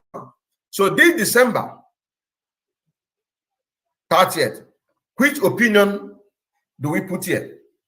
Like I said, I don't know when this opinion started though, because it's a personal opinion or group opinion. So it does not matter. What really matters here is what you and I are doing. You know what I'm saying? It is what you and I are doing. That is exactly what matters here. Because all of these are their own opinion. So they bring this opinion and just put a headline. UN with a black paint, very bold. You will see if you to a You know what I'm oh, I get released and the Kanu. I get released and the Kanu. It's a politician. So last court case, our leader Nnamdi Kanu was supposed to be granted bail. They changed it. Last Monday, they changed the operandus of the way our lawyers visit him. Instead of going there in group, they have to change it. Now they have to now go one by one. Now UN have bring their own. What they are doing is to you and I that is an autopilot for us to have a hope. We will not have, and we will now not going to relent. We are not going to have hope on these people.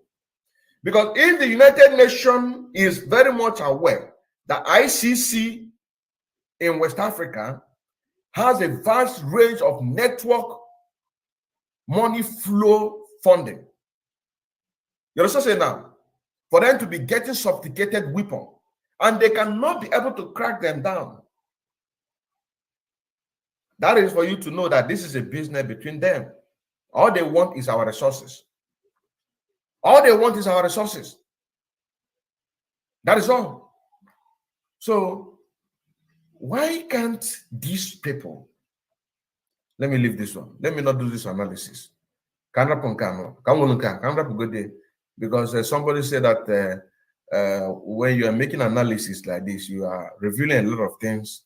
You are revealing a lot of things, but just try to control sometimes. So, let me keep this one. So, now, the study states that Kenya's government did not respond to the communication until January 25th, 2022, when Nigeria did. The International Covenant on Civil and Political Rights is a treaty that both nations have ratified. Below is full text of the United Nations Human Rights Council Working Group on Arbitrary Detention report, advanced on a detailed version. Human Rights Council Working Group on Arbitrary Detention, opinion adopted. Opinion adopted, though, so some will not be adopted. So, for example, a person like me now go there now, they will not adopt my own opinion because I will tell them the way it is. So, opinion adopted by the Working Group on Arbitrary Detention at its 93rd section, 30th March, April 8, 2022. Opinion number 25, 2022, concerning Mr. Nnamdi Kanu, Nigeria and Kenya. The Working Group on Arbitrary Detention was established in Resolution 1991/42 of the Commission on Human Rights. It's Resolution 1997/50. The Commission extended and clarified the mandate of the Working Group pursuant to General Assembly Resolution 60/51 and Human Rights Council Decision 1/102. The Council assumed that the mandate of the Commission, the Council most recently extended the mandate of the Working Group for 3-year period in its Resolution 42/2022. So, what are they trying to say here? What are they trying to say? Are they trying to say that it's going to take 3 years to get opinion 42/2022 before they can? Oh my goodness. Number two, in accordance with the method of the work, on 30th December 2021, the Working Group transmitted to the government of Nigeria and Kenya, a communication concerning Mr. Nnamdi Kanu. The government of Nigeria replied to the communication on 25th January 2022. Why the government of Kenya did not reply? Both states are party to the International Convention on Civil and Political Rights. Politics. This one will reply, this one will not reply. This one will reply, this one will not reply. And you are still hoping for them. Number three, the Working Group regards deprivation of liberty as arbitrary in the working case, in the following case, when it's clearly impossible to involve any legal basic justification, the deprivation of liberty, as when a person is kept in detention after the completion of his or her sentence, or despite an amnesty law applicable to him or her, category 1. It says, B, when the deprivation of liberty results from the exercise of the rights or freedoms guaranteed by the Article 7, 13, 14, 18, 19, 20, and 21 of the Universal Declaration of Human Rights, and insofar as state parties are concerned by Article 12, 18, 19, 21, 22, 25, 26, and 27 of the Convention, Category 2. Now, it says, when the total or party non-observance of the international norms relating to the rights to fair trial, establishing in the Universal Declaration of Human Rights and in the relevant international instrument accepted by the state concerned, is of such gravity as to give the deprivation of liberty an arbitrary character, category 3. Here it says, when asylum seeker, immigration, or refugee are subjected to prolonged administrative custody without the possibility of administrative or judicial review or remedy, category. Now here it says, when the deprivation of liberty constitutes a violation of international law on the grounds of discrimination based on birth, national, ethnic, or social region, language, religion, economic condition, political or other opinion, gender, sexual orientation, disability. In accordance with paragraph 5 of the working group methods of works, Elena Stein, I don't know what this one is. Okay, let me just put it here so that those who can pronounce it very well can just do this. It's a Elena Stein Atedina. So make una see those who go figure it out, make una understand.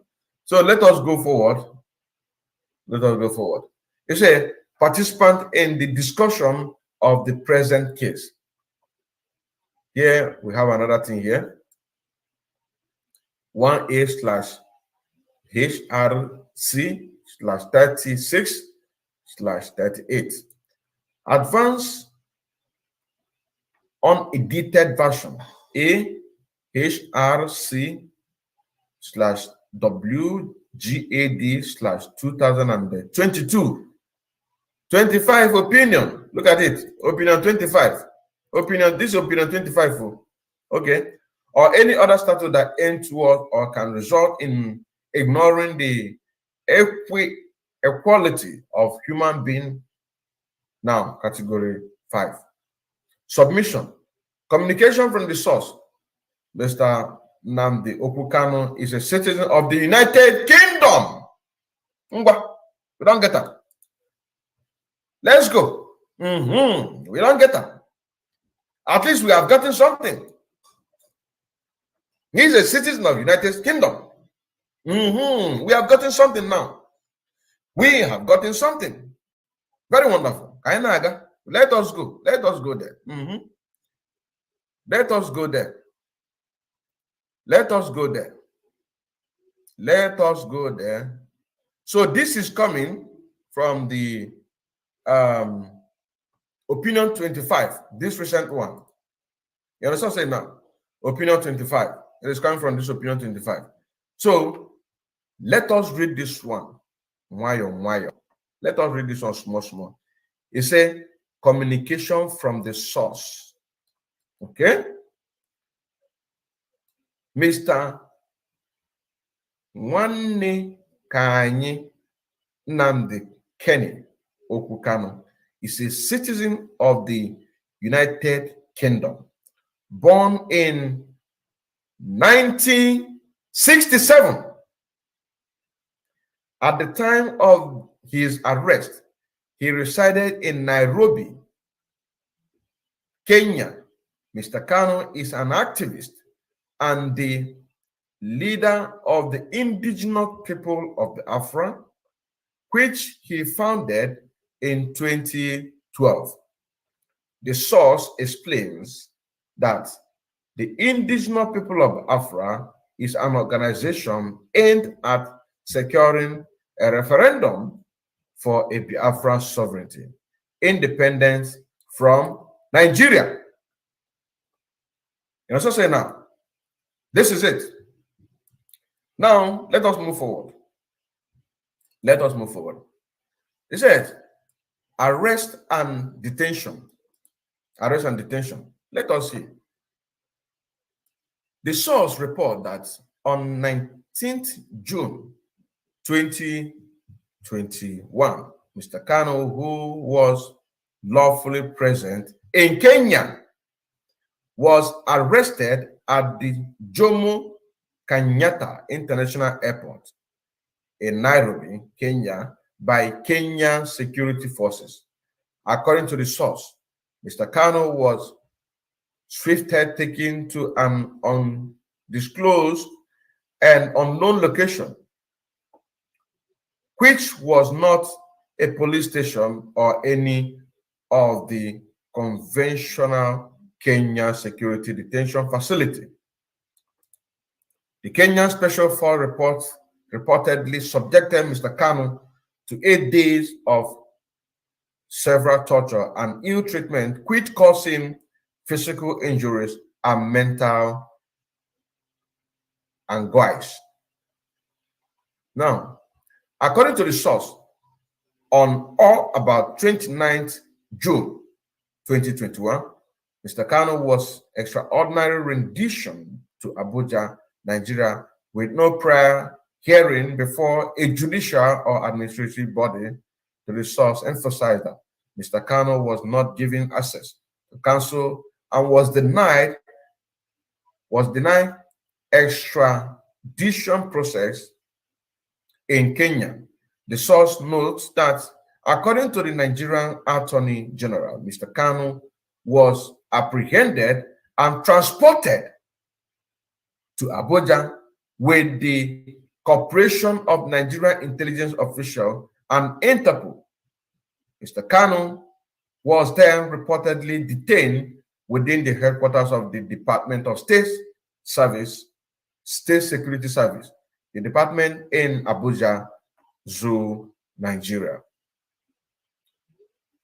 Reportedly, the federal government of the Zoo, Nigeria, initially charged Mr. Kanu with 4 offenses: conspiracy to commit treasonable felony in 2014 and 2015 treasonable felony in 2014 and 2015, defamation in 2015, and improper importation of goods in 2015.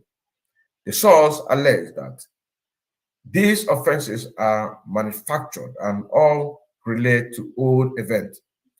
Further, the federal government of the Damnable Zoological Republic of Nigeria amended the charges against Nnamdi Kanu to include accusation of levying war against Nigeria in 2015 through a radio broadcast from London, which the source alleged script fully refrained from inciting or encouraging the violence or illegality. The amended charges reported charged Mr. Kanu with several offenses. The source report that a hearing of Mr. Kanu's case was scheduled to take place on 26 July 2021, But Department of Operative failed to produce Mr. Kanu in court without giving any reason, causing the case to be adjourned to 21st of October 2021. According to the source, on 21st of October 2021, a hearing was held to address Mr. Kanu's motion to dismiss. Reportedly, the department blocked all the traffic to the courthouse, which forced Mr. Kanu's legal team to walk more than 1 mile to be able to attend the proceeding. The source also noted that the department surrounded the court complex with an array of armed force, creating an atmosphere of intimidation and danger. During the hearing, the court and alleged sharply reprimanded the department for repeatedly blocking the access of Mr. Kanu lawyer to their client.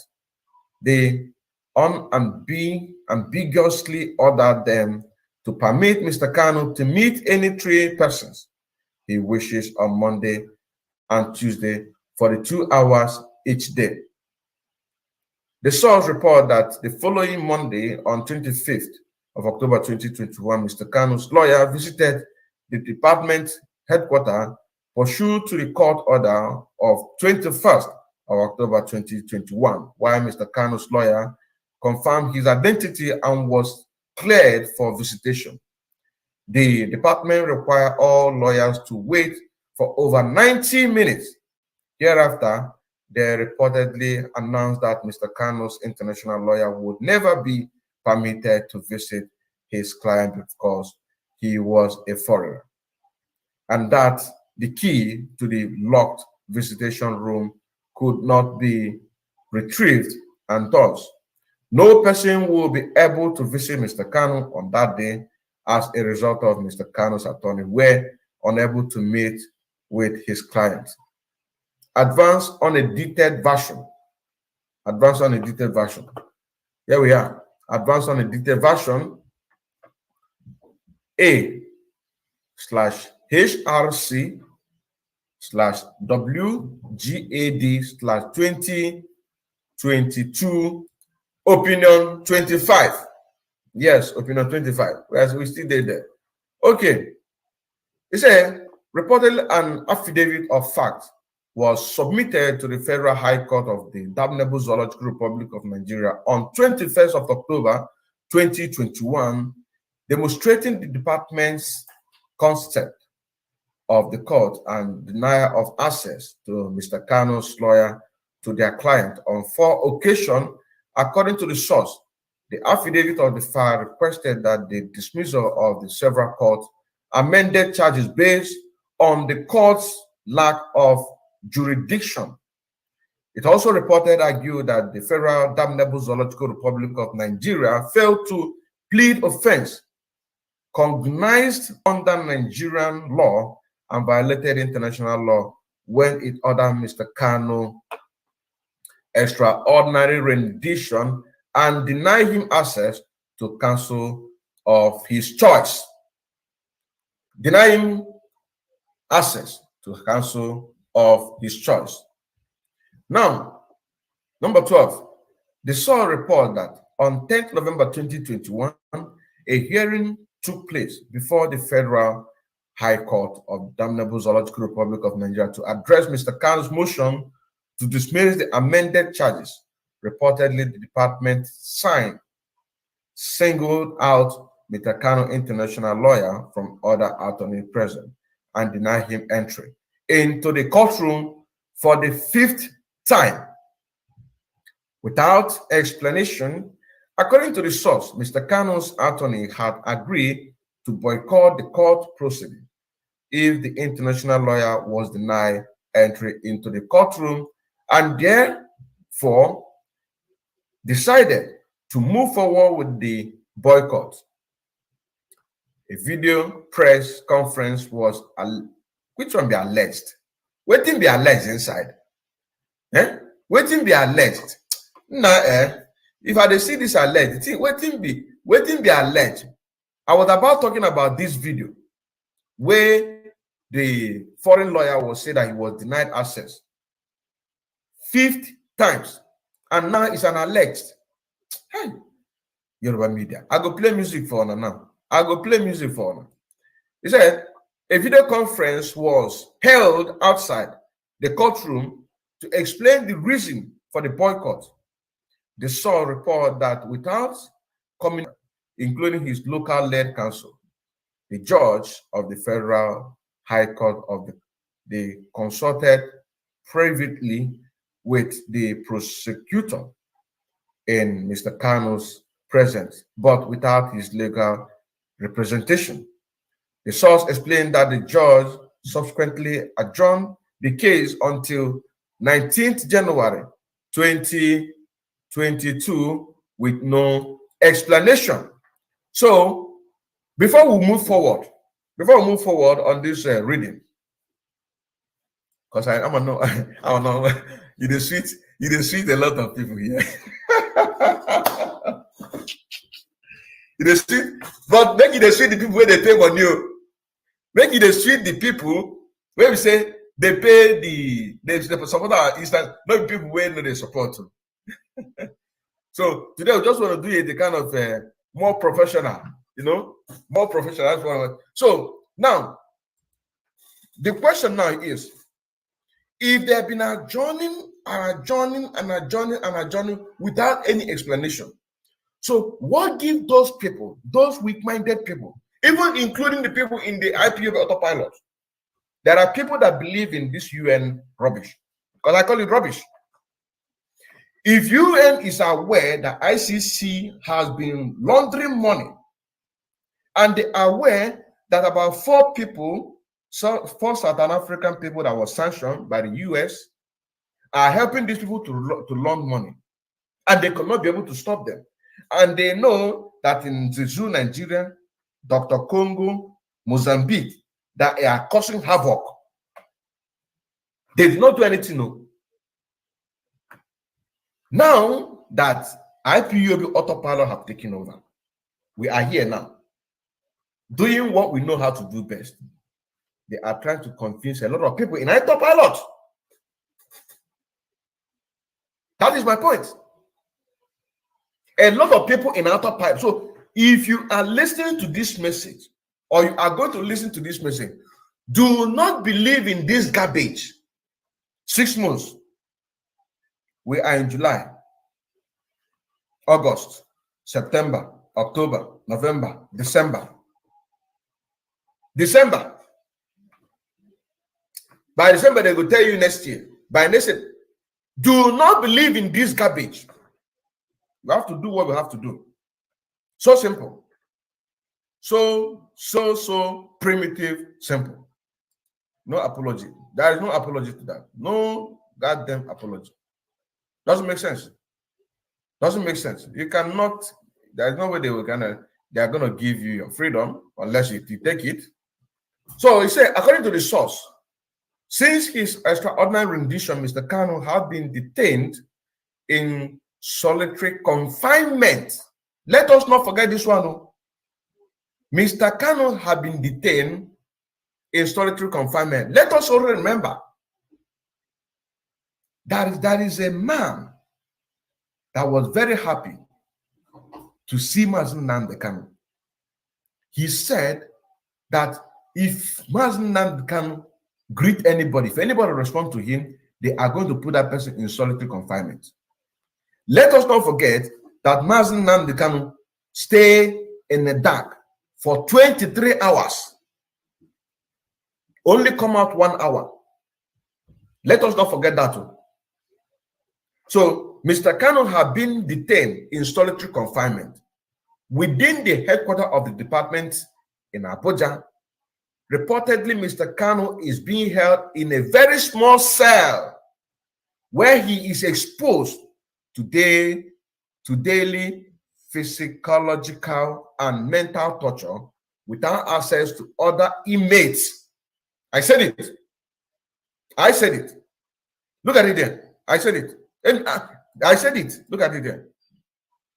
Look at it there. Look at it here. Very simple.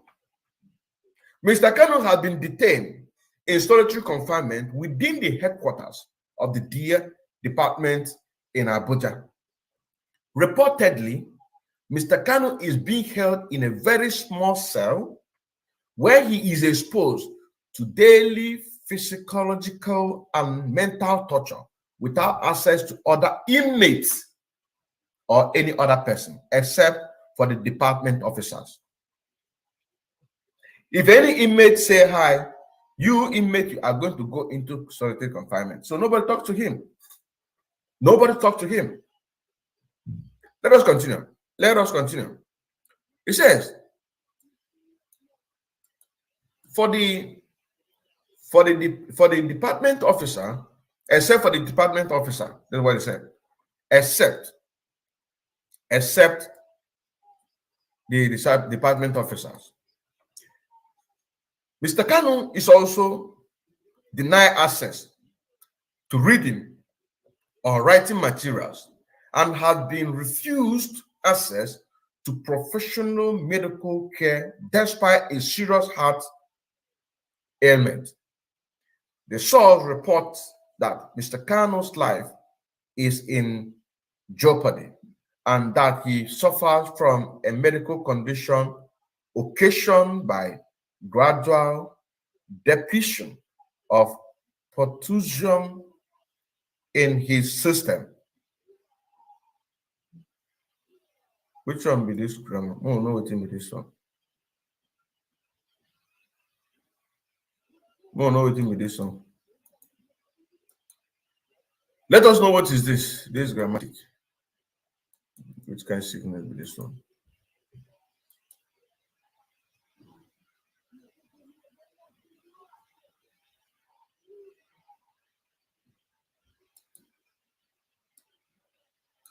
Let us know what is this one.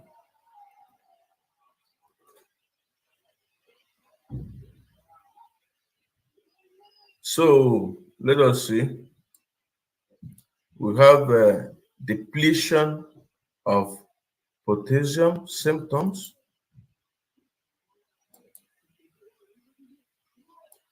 Okay. Then another one. Let's start for another one here. Causes. Okay. I'm going to bring it to the screen. Just please hold on. The signs and the symptoms.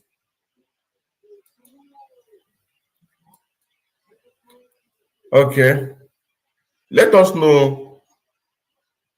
Let us know exactly what this one is. So let us know exactly. We'll remove this one. So let us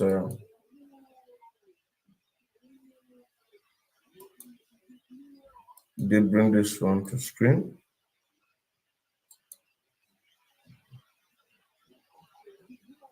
Okay, the symptoms, causes. So let us first before the symptoms. Then let us first of all know the cause first. Let us know what the cause. What is it? What is it? So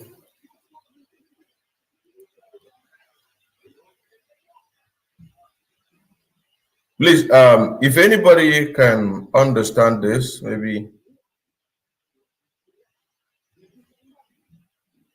just write on the comment section so that I will open my line so that you can call, or I drop a link so that it says 8 signs of low potassium. This is what it says here. 8 signs. So this is the sickness that our leader is suffering. This is it. So number one. So let me make this in bold. You say fatigue and weakness. This will likely be first symptoms you will notice. Fatigue and weakness. So weakness. Okay. This one again, muscle cramps. The uncontrolled contraction of your muscle are spasms or cramps, and they can be very painful. This is what our leader Emmanuel MNK is suffering on. This is what he's suffering on. Muscle stiffness. Your muscle will do more than sperm as the potassium deficiency get more severe. Number 4, numbness, the presence of president, tingling sensation, and numbness. Paresthesia is a sign of potassium deficiency. Another one, heart skipping a beat. Heart palpitation are another common result of potassium deficiency, and they can be scary. So this is the symptoms. This is the symptoms. This is the symptoms of this potassium they're talking about: fatigue and weakness. And this will be likely the first symptom you will notice. Say muscle cramp, uncontrolled contraction of your muscle are spasms or cramps, and they can be very painful. Muscle stiffness. Your muscle will do more than spasms as the potassium deficiency get more severe. Numbness, the presence of persistent tingling sensation, and numbness paresthesia is a sign of potassium deficiency. Heart skipping a beat. Heart palpitation are another common result of potassium deficiency, and they can be scary. They can be scary. Why are they attacking me now? Why are they attacking me? Why are they attacking me? So our people should know that our life, our leader Nnamdi life is in danger. That is the important of this very program now. You understand what I'm saying now? Because when we are reading that very report from United, that's why we're asking United Nations, why did you make it 6 months? Why don't you make, you know that our leader Nnamdi can travel from Kenya, from United Kingdom to Kenya. So what is 1 year? I mean 6 months. You also say now, what is almost 1 year, half a month? What is there? What is there? Why would you? So this is exactly what our leader Nnamdi is suffering. We are still going, you know, because what we have here is the symptoms, and you can see here heart skipping. You have heart skipping a beat. Okay. Now, let us go to the next one. Let us go to the next one. So we have the symptoms, then the cause. What are the causes? So let us see the causes of those things here. Let us see the causes. Can I look at the causes? So here is the symptom depletion causes. Okay. Chronic, they are here. These can be caused by the overuse of directive or laxative irritable bowel disease or infection. Certain medication, These may include beta-2 agonists. Wow. I go try you. Certain medication, this may include beta-2 agonist, theophylline, insulin, diuretic, corticosteroid, wow. Eating disorder. This include anorexia nervosa, pogin, or laxative abuse.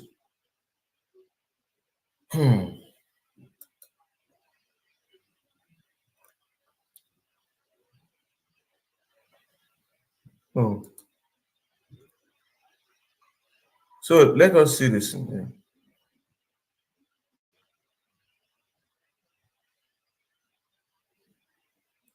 So I hope we are seeing it. I hope we are seeing it. So let us, let me remove this one, then put another one. Wow. So let us, so this is it. Symptoms of low potassium. So this is the sickness our leader is suffering. So here it says, let us be reading it. Low potassium or potassium deficiency is when your blood potassium is below 3.5 mmol per liter.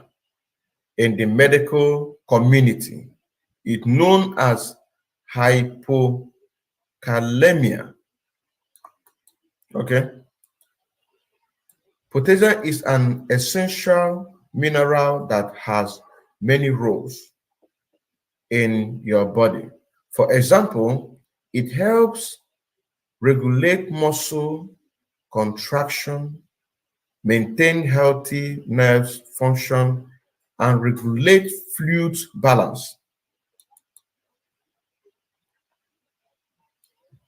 Despite its importance, it's estimated that most adults don't need their daily needs. This is likely due to the Western style diet, which favor processed food over whole plant food that are high in potassium, such as fruits, vegetable, beans, and nuts. So, look, our leader is not eating, you're not eating all this food. Look, they want him to die. They want him to die. You see? He's not eating fruits. Our leader now is not eating fruit, vegetable, beans, or nuts. You understand what I'm saying now? You understand what I'm saying now? Our leader Nnamdi Kanu, he is not eating a good diet, and they don't allow him to go and get choose a medical of his choice. Let us continue. He said, still, hypokalemia is rarely caused by dietary deficiency alone. It can be caused by a number of factors, including fluid loss, malnutrition, shock, use of something like kidney failure. So look at it there. Look at, these are the points. These are the points. So these are the points. Fluid loss, malnutrition, shock, use of certain medication, some medical condition like kidney failure. use of certain medication. It means that they are using our leader, Master Nnamdi Kanu, to learn. They will bring one alamajiri. Maybe they will bring one alamajiri that is learning how to do doctor. You use our leader to make experiments. Use our leader to make experiment using a certain medication.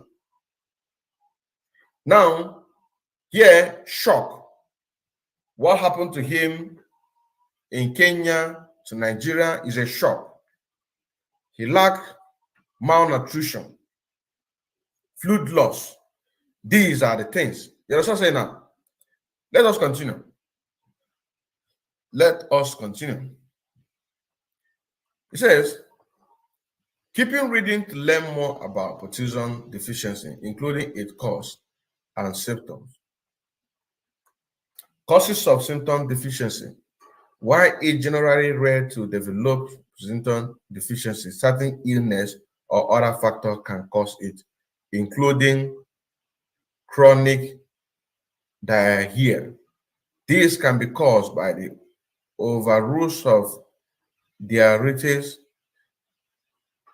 relative irritable bowel disease or infection, certain medication, eating disorder, under eating malnutrition, causing symptoms.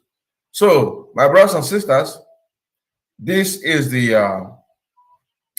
exactly what our leader Master Nnamdi Kanu is passing through. He is very sick. Our leader Master Nnamdi Kanu, he is very sick. And United Nations is saying that they are giving 6 months. We don't have 6 months. I am with us 6 months. We don't have 6 months. You know what to do. You know what to do.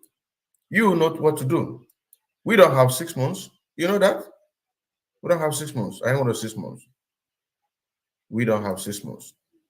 You know that. Now here says, so let us go back to the so we have seen what our leader Master Nnamdi Kanu is passing through, right? Now let us go to the Nnamdi Kanu's hopes brighten as the UN intervene. No, now your job, me and you wait there here. Now our job, nobody else. Now our job to do what we have to do. So what is this? What is the potassium?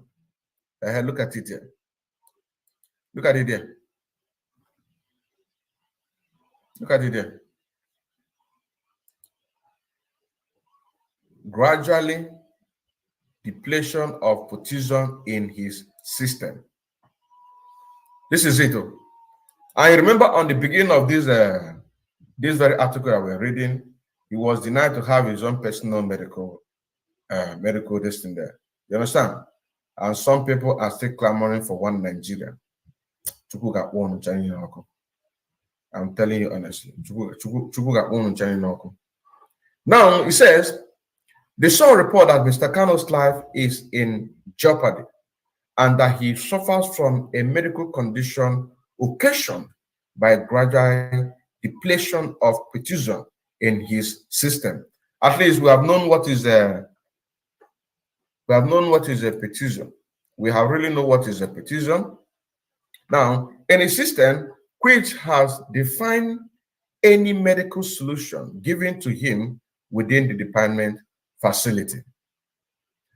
Number 14, the source note that the medical examination revealed a dangerous plug in his potassium level. The source, which on the alleged, the source said that the facility, the medical personnel have collected 21 blood samples from him without permission. In search of the cause of this drastic depletion, the source added that Nigerian authorities were feeding Mr. Kanu poor prepared food and subjecting him to food deprivation. Look at it there. Look at it there. You see? And you fools are talking about one Nigeria. GOS are talking about one Nigeria. I hope they are listening. Are they right? Let me see the comment section. What are they writing? Okay, lie, Muhammad Aminu. You're a Fulani man. You're a Fulani man. Muhammad Aminu. You're a Fulani man, so you will say it's a lie. You will say it's a lie. Huh? Muhammad Aminu. Do you want me to drop you this in so that you can debate with us on this? I can drop you this in Muhammad Aminu MG. I can drop you a this in. Let me drop you a link so that I can come in and tell us how is it a lie. You say that it is a lie, right? Why don't you come and tell us why? Why do you think it is a lie? Let me drop you a link so that I can come in and tell us why it's a lie and propaganda. Muna jiranka fa. Muna jiranka. Kazo, Ashiga. Muhammad Aminu. Muhammad, look at what he said. Muhammad Aminu MJ say lie and propaganda. UK cannot direct Nigeria. Nigeria is a sovereign nation. Let them go and ask Russia to leave Ukraine alone. Fuck UN trash. Come on now, tell us why it's a lie. Because it is there. So, United Nations, this is now a challenge. You can see a man with a Facebook name, Muhammad Aminu MJ, is a Fulani. He said that what you said is a trash, which means I believe in him one way or the other. Because you don't mean what you talk about. Now, a Fulani man is challenging you that what you say is a trash. You say, fuck UN. This is what he said. I didn't say, this is it. You know what I'm saying now? Because many a person, I believe that this is a lie, it's a propaganda. But Muhammad Aminu have come out to say that it is a lie propaganda. UK cannot direct Nigeria. Nigeria is a sovereign nation. Let them go and ask Russia to leave Ukraine alone. Fuck you, UN trash. This is what he said. This is what he said. So maybe you can come out and tell us why it is a lie. You understand? Come out and tell us why it is a lie. So let me say again, if there is a DOS member in the comment section, we Biafran love you to go and settle with. Okay. Right on. We like you, everything you do. God bless you, my Chineke. On autopilot. Okay. There is no GOS. But why would they mention Britain? As much as I agree with you, we should be logical. There is no way Britain name will be mentioned because there is no indication of Britain in the whole saga. Having British passport isn't enough reason to indict or implicate the British, but there is a British citizen. So, no, you can't say that, my brother. My brother, Okereke, you can't say that. He's a British citizen. Is it because he's an African British citizen? If he's a British cohesion, are you trying to tell us that the British will not swing into action? Let me put this in there so our people can also see what you wrote. You understand? So, are you saying that if he is a cohesion British citizen, a British citizen will not act immediately to save their own? The reason why they did it is because he is an Biafran citizen and they know what he is fighting for. So let us not politicize the fact that the British are supposed to come out and save their own. But because they know what he stands for, they will not. You understand what I'm saying now? Which, in the other hands, as Mohammed is saying, that it is a lie. That the UK cannot tell the Nigerian government what to do. You understand what I'm saying now? Because Nigeria is a sovereign state. I believe it. I believe that also. Because they just want to use it to twist the mind of you and I. You understand what I'm saying now? They just want to use it to twist the mind of you and I. So that we can say, okay. We have to do our job. Yes, nice job keeping up, my Chineke. Thank you very much. You say we have a lot of men here. Okay. Okay. Yeah. Okay. I did not see DOS member. Okay. I did not see DOS. Okay. Let us continue. Let us continue. Let us continue. Let us continue. Let us continue. Hustler Solution. You can call me. You can call me. Yeah, get my number. You can call me. So let us continue on what we are talking about. Let us continue. Let us continue. So here it says, look at it here. Nigeria authority were feeding Mr. Kanu poorly food prepared and subjecting him to food deprivation with the intent of slowly killing him until an action was filed on his behalf. It is noted that there has been some recent improvement in Mr. Kanu's provision of meal. The source report that during his detention in Abuja, Mr. Kanu had been permitted access to 2 persons on Monday and Tuesday for 2 hours. Each session, the source notes that such time limitation is inadequate for Mr. Kanu to be able to prepare a full and professional defense. Further, the source explained that his lawyer cannot take any notes during their meetings with Kanu as they are denied pencil and paper. And some of these things you don't see it from our leader. I mean, from a Jaffa. Most of these things they keep in secret. You understand? But they need to be telling us. They need to be telling us what they are subjecting. They need to be giving us details like this. It mustn't be that they come out from the United Nations and then our people. Now, this one that we are getting now, how many people are getting this message? That is a problem. But a very notable person like a barrister, Ifeanyi Ejiofor, who have a bigger platform, and once you post this, a lot of people, because you are in the sport, you are in the sport, and when you begin to give us all these things, that they are denying you paper, they deny you pencil, they don't like you to, they don't want you to take notes. So you have to have everything at hand. And yet, they still reduce everything. They just are frustrating our people. Frustrating our people. Look, here. Look. Mr. Kanu, as they say, are denied pencil and paper. During their meeting with Mr. Kanu, as they deny. So whenever lawyers are having meetings,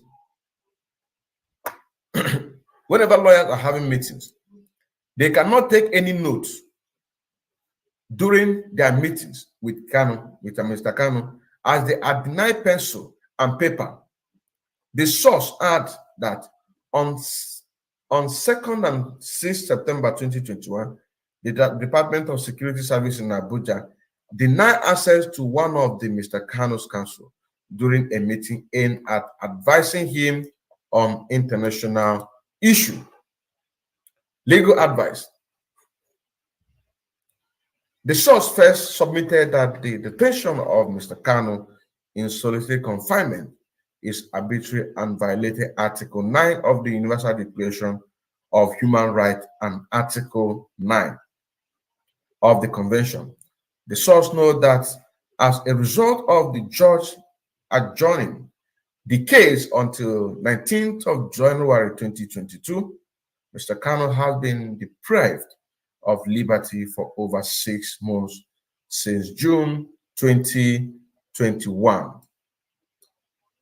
and held in solitary confinement without a hearing on the merit of the government allegation and without access to needed medical care. The source submitted that they constituted the very definition of arbitrary detention and violation peremptory norm of international law. Now, going forward, a further source contends that Mr. Kanu detention is void of legal basis.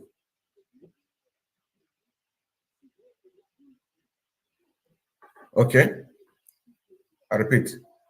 The further source contends that Mr. Kanu's detention is void of legal basis. The source submitted that the federal government of Damnable Zoological Republic of Nigeria, that Mr. Kanu committed the crime of conspiracy to commit a treasonable felony through an agreement with other to be.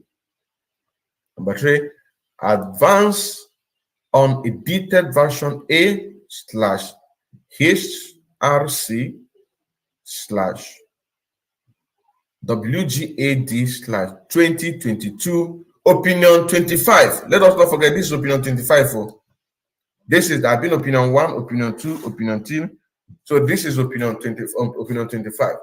Now, broadcast from London in view of the establishment of a Biafran sovereignty. The source noted that while Nigerian law defined treason as levying war against the Nigerian Federal Damnable Zoological Republic of Nigeria, does not allege any action implicating Mr. Kanu in contemplation, planification of incitement of war against the Damnable Zoological Republic of Nigeria. The source argued that Mr. Kanu was in fact advocating for a peaceful referendum for the establishment of the Biafran sovereignty in conformity with international and other relevant law.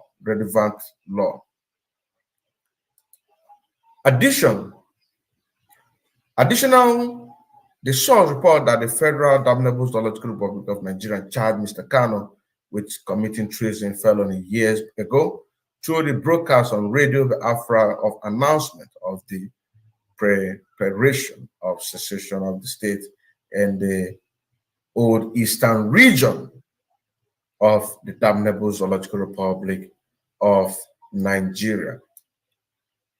The source noted that this charge similarly does not allege that the broadcast contemplated, incited, urged, or encouraged warfare or violence of any type against the Damnable Zoological Republic of Nigeria. The source also notes that Mr. Kanu is accused of defamation for an old broadcast critical of the Major General. The source argued that this fall under Mr. Kanu's free speech and protected opinion guarantee under Article 19 of the Universal Declaration of Human Rights and Article 19 of the Covenant. Now, the source also observed that Mr. Kanu have accused of illegal importation of radio transmission wrongly characterized as used household items over 6 years before he was charged. The source submitted that such a trivial charge cannot by any measure warrant Mr. Kanu placement in solitary preferential detention without access necessary to medical care for his cardiac condition or access to counsel to prepare his defense. Number 21. According to the source, Mr. Kanu's detention is also arbitrary insofar as he was not afforded a hearing and was denied his due process right when he was arrested. Not arrested, when he was kidnapped. He was never arrested, kidnapped. What right do you have to arrest him? When he was kidnapped in Kenya and subjected to an extraordinary rendition by the Federal Damnable Zoological Republic of Nigeria in violation of Article 9 and 14 of the Covenant. The source also argued that where an accuser is kidnapped, wonderful, and forcibly brought within a country jurisdiction, the courts derive their jurisdiction from the government's own misconduct and that government should not benefit from their own wrongdoing. Further, the source submitted that Mr. Kanu was denied the right to properly prepare a defense. The source argued that Mr. Kanu's counsels were denied access to their client and to material necessary to memorize things, to memorize. They were denied, material necessary to memorize meetings. So they want to carry everything. They wanted to have everything at head. And were not afforded to the time and facility necessary to prepare Mr. Kanu's defense, contrary to Article 14.2b of the Covenant. Moreover, the source contended that the federal refusal to allow Mr. Kanu international counsel into the courtroom on the 10th of November 2022 violated his right to be represented by the counsel of his choosing, as guaranteed under the Constitution of the Federal Government of the Damnable Zoological Republic of Nigeria Treaty, to which Nigeria is a signatory. You see that? They don't even obey their own law.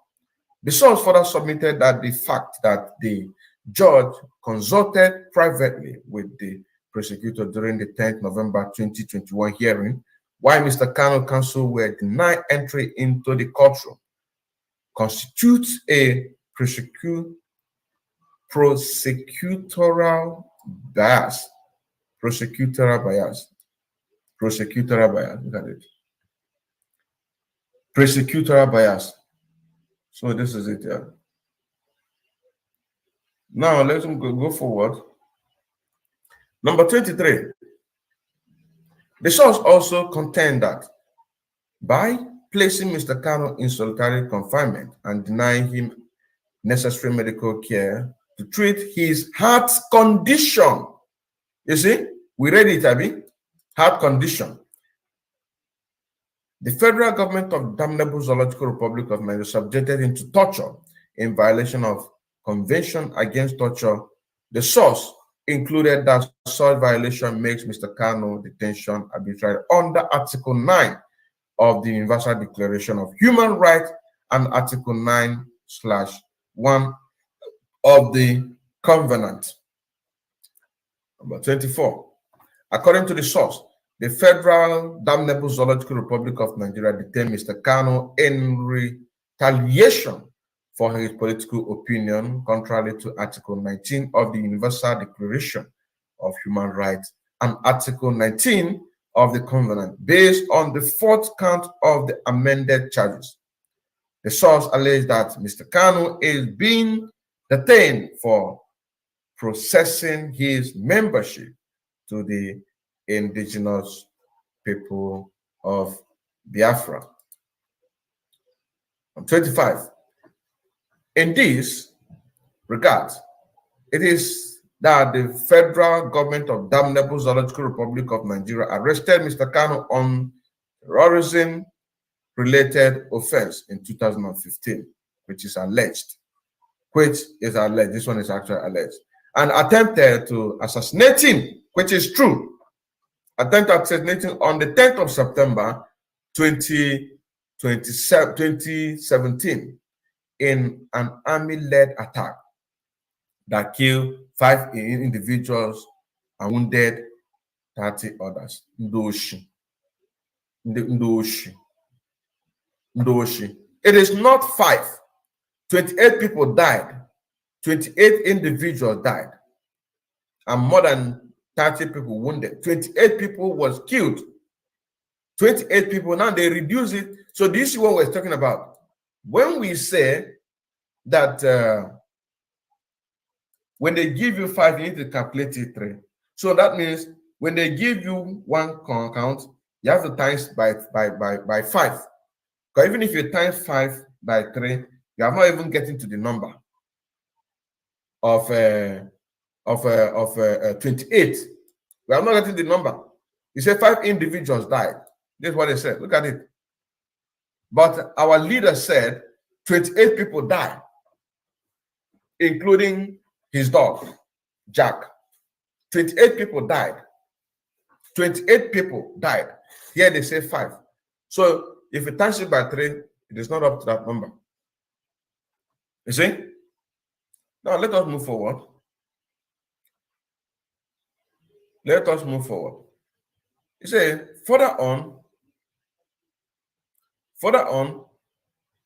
on 21st September 2017, the federal government of Damnable Zoological Republic of Nigeria reportedly listed the indigenous. The source refers to United States Court of Appeal, United States V.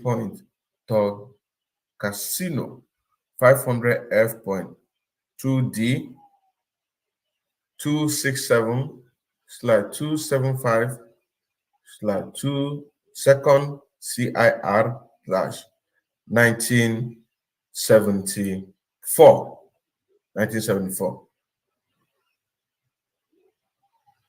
Here, advanced version A, HRCW GAD 2022 opinion 25. So we are going to come back. Let us take a break with this, and then we come back and continue. Yeah, welcome to the program, my people. I greet each and every one of you wherever you're watching from.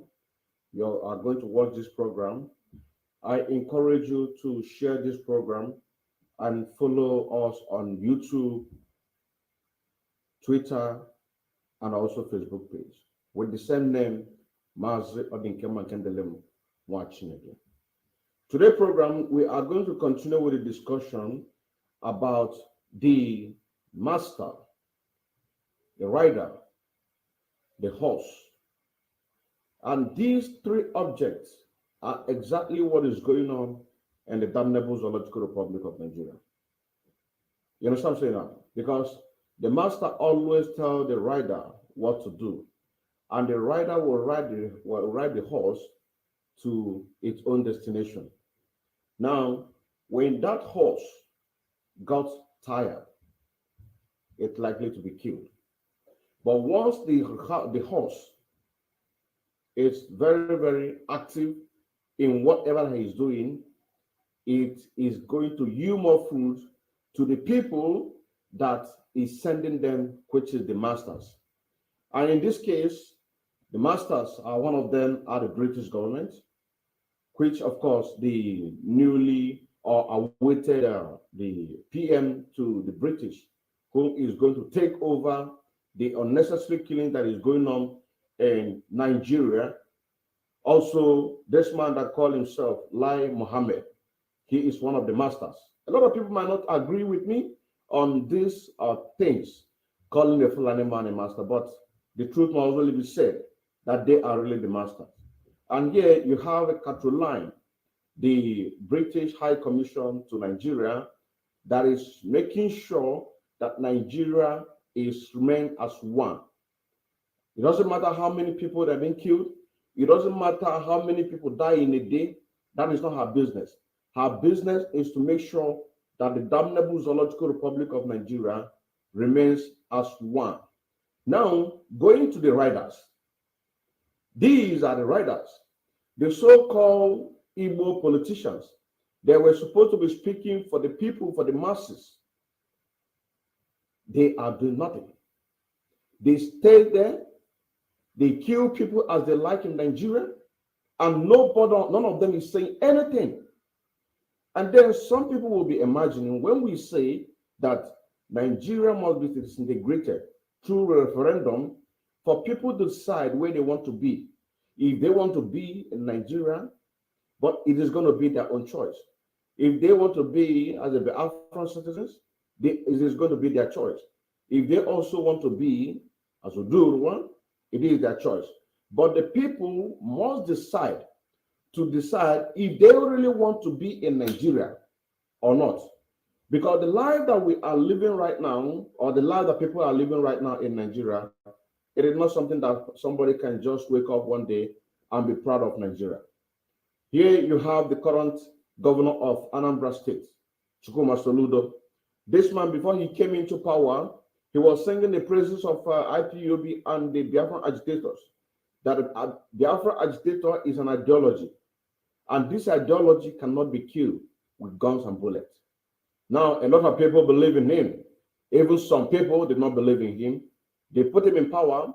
Now, he is one of the major campaigns to make sure that IPOB and the Afra agitator is being killed. Here, you have one of the masters who are one of the Fulani they are about to put in the power come 2023 to make sure that they finish their job. These are the masters. Here also, you have this one. He is the governor of Imo State. This man, his name is Hope Uzodimma, governor of Imo State. He was fourth in the position election in 2019. But because of the corruption in the damnable Zoological Republic of Nigeria, they have to push him through to make him become the number one by this man that called himself Buhari. And beside Buhari, you see a man of God, a bishop. His name is Bishop Kuta. Bishop Hassan Kuta is one of the prominent religious leaders in Nigeria, in Sokoto. But upon all the killings that is going on in so many countries, more especially in Africa, this man is not saying anything. He is one of the riders. Here also you have this one that called himself Bishop Callistus Onaga. Bishop Callistus Onaga, he is one of the prominent leader in religious leader in the zoo, Nigeria. But person like this will keep mute upon all the necessary killings. Here you have the governor of Lagos State. These are the tools that they are using, because the masters will tell them and tell them, this is exactly what you're going to do. This is exactly what you're going to embark on.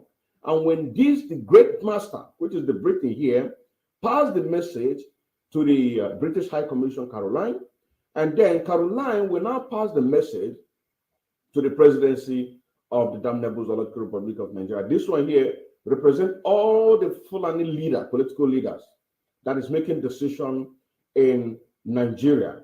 And then from her, this information will be passing to these ones here, the riders. You know, so say now, passing to them, directing them on what to do. That's the reason why that whatever that is happening in the Biafraland, in the old eastern region, you can never see them. Rather, they are going to help the masters to keep killing the people. That is why people are calling on each and every meaningful indigene that is right now in the Nigeria to rise up and demand for your referendum. Rise up and march on the street to demand for your referendum. Rise up, because without this, they are going to be killing people on daily basis.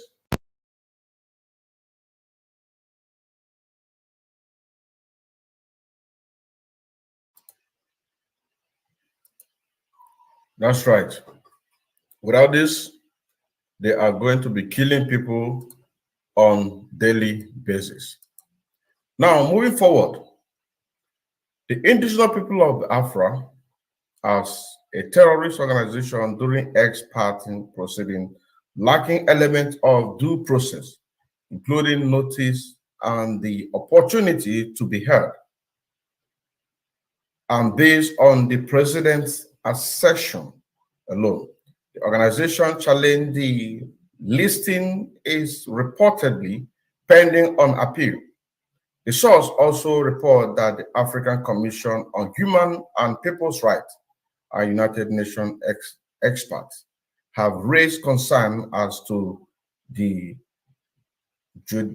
justification and legality of the organizations listing on the terrorism list. Finally, the source alleged that there's exit hostility towards Biafran in Nigeria, and that Mr. Kanu's detention is based substantially on his ethnicity as a Biafran. Responses from the government. Responses from the government. Now let us see what their responses are. 27. On 30 December 2021, the working group transmitted the allegation from the source to the government of the Zoo, Nigeria and Kenya under its regular communication procedure. The working group requested the government to provide, by the 28th February 2022, detailed information about the current situation of Mr. Kanu, and to clarify the legal provision justifying his continued detention, as well as its compatibility with the obligation of the damnable Zoological Republic and Kenya under international human and right law, and in particular with regards to the treaties ratified by the two states. Moreover, the working group called upon the government of the damnable Zoological Republic of Nigeria to ensure Mr. Kanu's physical and mental integrity. 28. On 25th January 2022, the government of the damnable Zoological Republic of Nigeria submitted a reply in which it stated that given that the case is ongoing in national court, any reaction by the federal government of the Zoo, Nigeria will be unconscionable. Nothing further was submitted by the government of the damnable Zoological Republic of Nigeria. Working group regrets that it received no reply from the Zoo, from the Kenya, and that it also did not seek an extension in accordance with the paragraph 16 of working group's method of work. Discussion. 30. The working group has in its jurisprudence established the ways in which it deals with evidentiary issues.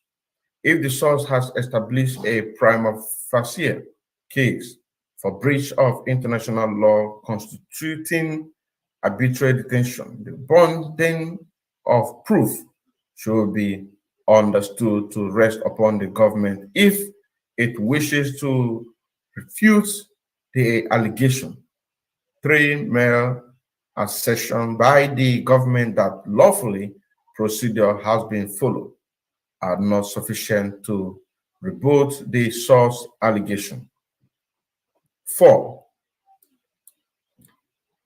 In the present case, the government of the Kenya has opted not to challenge the prima facie credible allegation made by the source, while the government of the damnable Zoological Republic of Nigeria has only stated that since the case is ongoing in the national court, any reaction by the federal government of the Zoo, Nigeria will be unconscionable. Noting that the allegations submitted by the source concerned to government, the working group shall proceed to examine these separately. Allegation in relation to Kenya. 32. In the absence of a response from the government of Kenya, the working group has decided to render the present opinion in conformity with paragraph 15 of its method of work.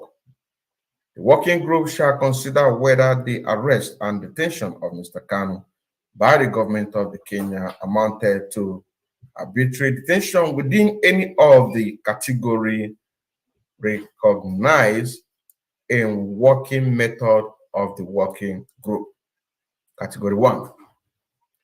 The source has submitted and the government has chosen not to contest that when Mr. Kanu was arrested at the Nairobi airport by the Kenyan security forces on 19 June 2021, he was shifted, taken to an undisclosed and unknown location, which was not a police station.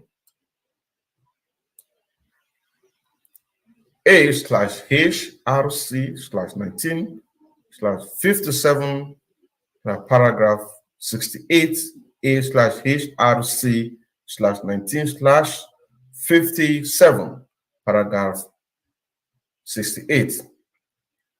Advance on a detailed version AHRC/WGAD/2022 opinion 25 or any of the conventional Kenyan security detention facility, and was subjected to 8 days of severe torture and ill treatment before he was extraordinarily rendered to Abuja, the zoo, Nigeria, on or about 29 June 2021. The source submitted that Mr. Kanu is a British citizen, of course. So somebody made an argument that talked about why would they include a British. Now here it is. He's a British citizen. If he is a Croatian citizen or Britain, are you telling me that the Kenya will not do anything? That is the question. Wouldn't they do anything? Of course, it is because what he stands for the sovereign state of Biafra. He stands for referendum. That is the reason why that the British government don't want to play any part, because by dismounting the Nigeria as it is today, it is going to affect their economic whatever that they are benefiting from the zoo and also the rest of Africa. Look at it here. He's a British citizen.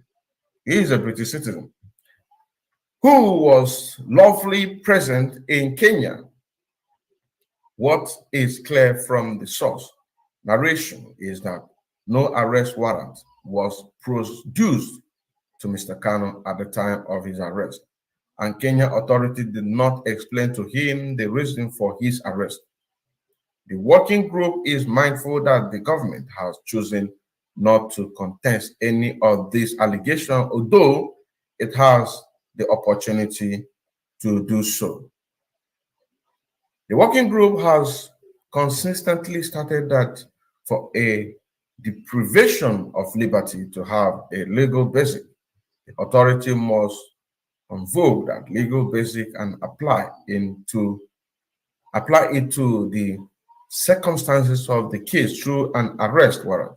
Stated differently, international law on detention includes the right to be presented with an arrest warrant in case that do not involve arrest made in flagrante delicto to ensure the objective of the arrest process.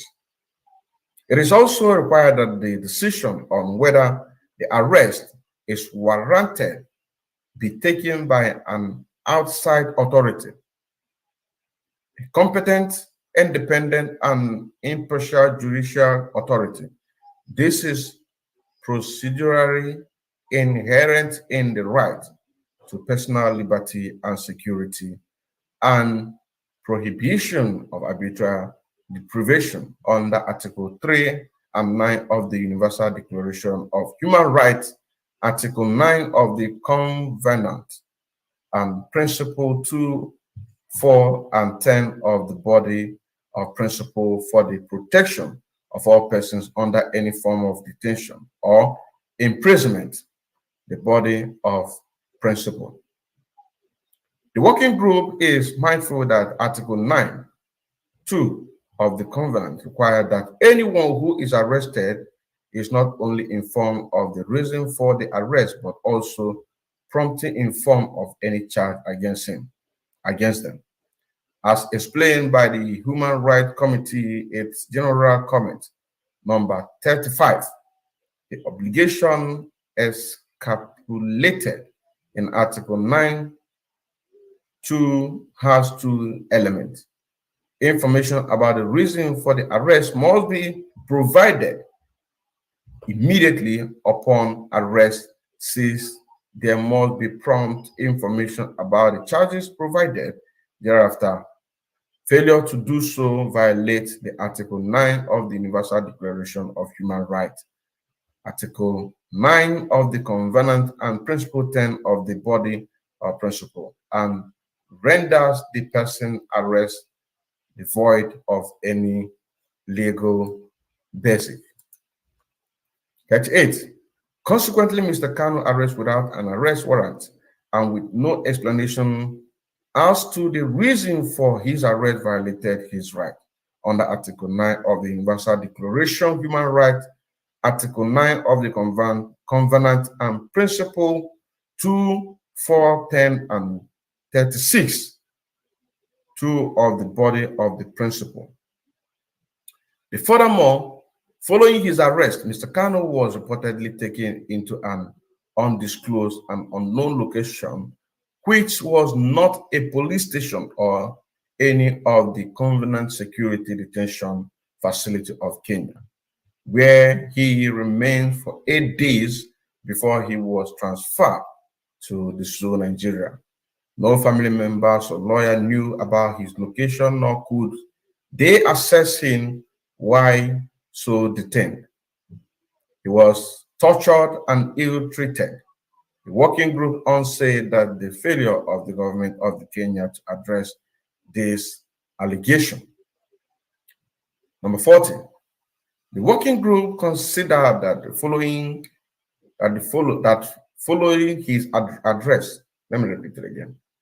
The working group considered that following his arrest on 19 June 2021, Mr. Kanu was subjected to enforced disappearance as he was taken to and held at an undisclosed location, and his whereabouts were unknown.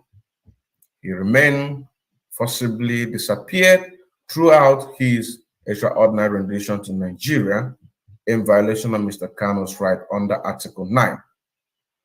One of the convened of the working group recalled that enforced disappearances are prohibited by international law and constitute a particular aggravated form of arbitrary detention. Moreover, recording the uncontested allegation that Mr. Kanu was taken to a secret location, the working group reiterates that holding Mr. Kanu at secret, undisclosed location and circumstances in a undisclosed to person's family and lawyer, as was the case with Mr. Kanu, violates their right to contest the legality of their detention before a court or tribunal under Article 9, number 4 of the Covenant. It's entitled a willfully refusal to disclose the fate, or the working group has maintained from its early years that the practice of arresting persons without a warrant rendered their detention arbitrary. See, for example, decision number 1/1993, paragraph 6 and 7, and number 42, 1993, paragraph 6 and 7 for more recent jurisprudence. See opinion number 21, 2017, paragraph 46, number 68, 2018, paragraph 39, and number 34, 2020, paragraph 46. CCP RCGC 35 at paragraph 27. See opinions number 5, 2020, number 6, 2020, number 11, 2020, number 13, 2020, number 77, 2020, and number 38, 2021. See also Human Rights Committee General Comment number 35, paragraph 17. Advance on a detailed version A/HRC WGAD/2022 opinion 25. So whereabout of the person concerned or to acknowledge their detention, this lack any valid legal base under any circumstance. Judicial oversight of any detention is a central safeguard for personal liberty and is critical in ensuring that detention has a legitimate basis. In circumstances attending the detention of Mr. Kanu at unknown location, the working group find that he is right to an effective remedy under Article 8 of the Universal Declaration of Human Rights and Article 2, number 3 of the Covenant were violated. He was also placed outside the protection of the law in violation of his right to be recognized as a person before the law under Article 6 of the Universal Declaration of Human Rights and Article 16 of the Covenant. Number 42, the working group also considered that Mr. Kanu's time in detention following his arrest constitute pre-trial detention, which violated the prescription of Article 9, number of the Covenant, insofar as Mr. Kanu was not presented before a judiciary authority within 48 hours and no individual assessment of the appropriateness of his pre-trial detention took place. So you see, Nigerian government, they are breaking more laws upon laws, upon laws, upon laws, upon laws, upon laws, upon laws, upon laws. They break more laws. Ade Bugi Onyeka said, the Nigerian Fulani captured the government who brought 7 different terrorist groups to take over the Nigeria, show them AK-47, other assault rifle, should release every Igbo men and women in Nigerian prison and police and DSS dungeon. Look at it here. Look at it here. This is coming from Ade Bugi Onyeka. Ade Bugi Onyeka said, look at what he said. The Nigerian Fulani captured government who brought several different terrorist groups to take over the zoo Nigeria, showed them AK-47. Other assault rifles should release every Igbo men and women in the zoo Nigeria prison and police and DSS cell. See? Let's continue. Let us continue.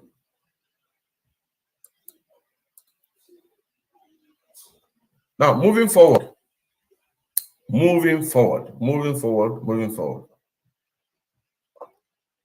Number 43, the source asset and the government does not contest that on or about 29 June 2021. Mr. Kanu was subjected to extraordinary rendition to Abuja, Nigeria, with no prior judicial hearing before a judicial or administrative body. The source emphasized that Mr. Kanu was not given access to counsel and was denied any judicial proceeding altogether in Kenya. The source noted that, according to the Nigerian Attorney General, Mr. Kanu was apprehended, transported to Abuja with the cooperation of the Zoo Nigeria intelligence officer and the Interpol. The source claimed that in the present case, there was no fair and public hearing concerning Mr. Kanu removal from Kenya to Nigeria.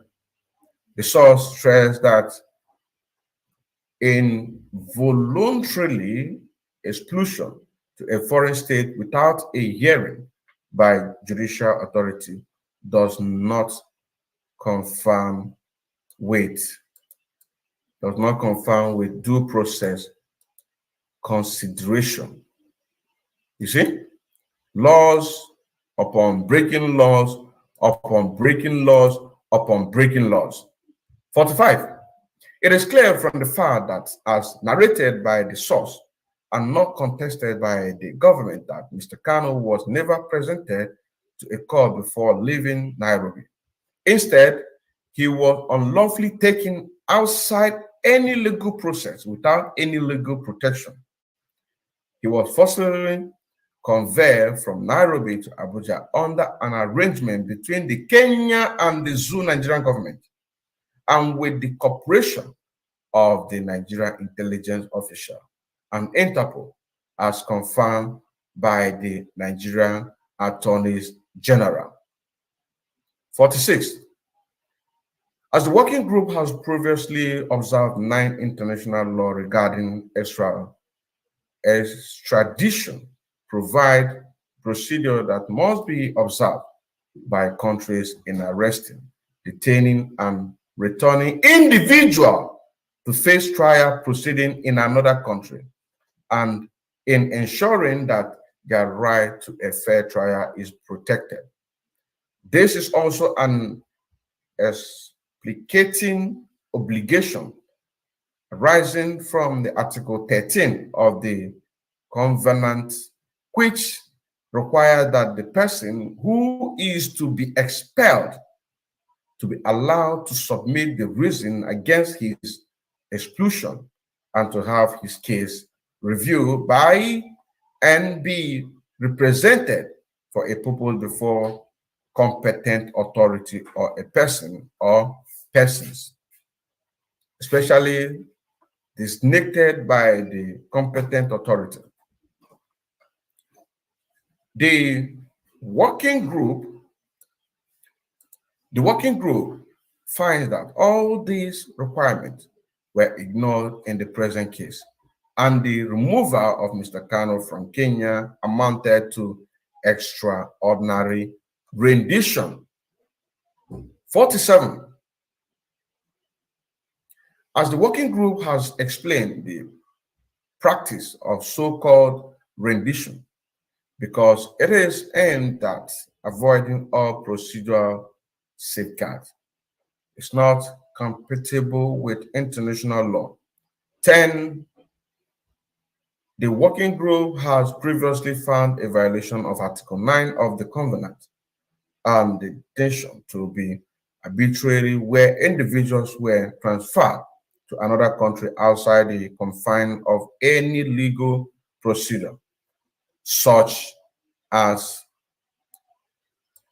extradition, were not allowed access to counsel or any judicial body to contest the transfer.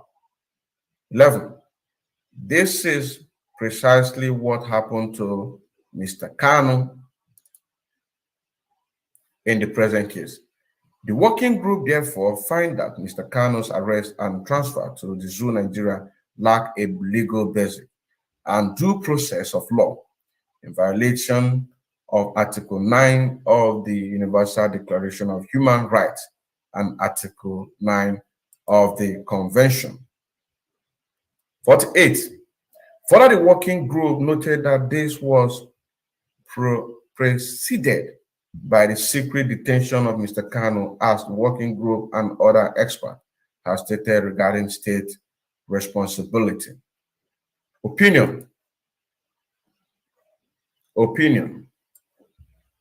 Opinion number 45, 2020, paragraph 64. Now, here it is, number 9HA. Number 9A/HRC/48/55, paragraph 51 to 60, section. Also, for example, opinion number 23, 2022, number 11 to 2018, number 2, 2015, and number 57, 2013. 10A/HRC/4/40, paragraph 2. 11 opinion number 47, 2015, paragraph 19. Advance unedited version A, HRC/WGAD/2022, opinion 25.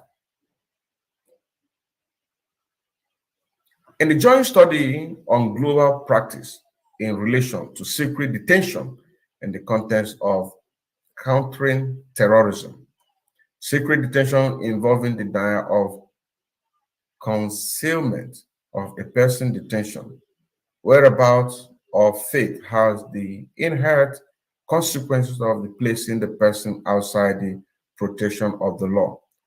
The practice of proxy detention, where persons are transferred from one state to another outside the realm of any international or national legal procedure. Rendition or extraordinary rendition for the specific purpose of secret detention, when or to exclude the possibility of review by the domestic court of the state having custody of the detainee, or otherwise in violation of the well-entrenched principle of non-refoulement, entails exactly the same consequences to the practice of proxy detention involved in the responsibility of both the state that is detained the victim and the state on whose behalf or at whose behest the detention taking place. 12. 49.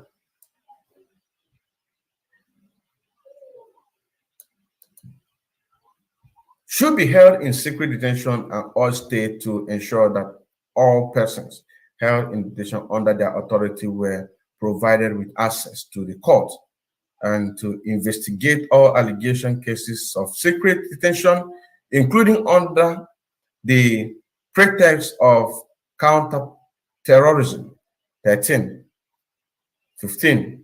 For the reason articulated, the working group find that the government of the Kenya failed to establish a legal basis for Mr. Kanu's detention. His detention and extraordinary rendition to the zoo Nigeria was thus arbitrarily under category 1. So Kenya is in trouble too. Kenya is in trouble. Now, moving forward.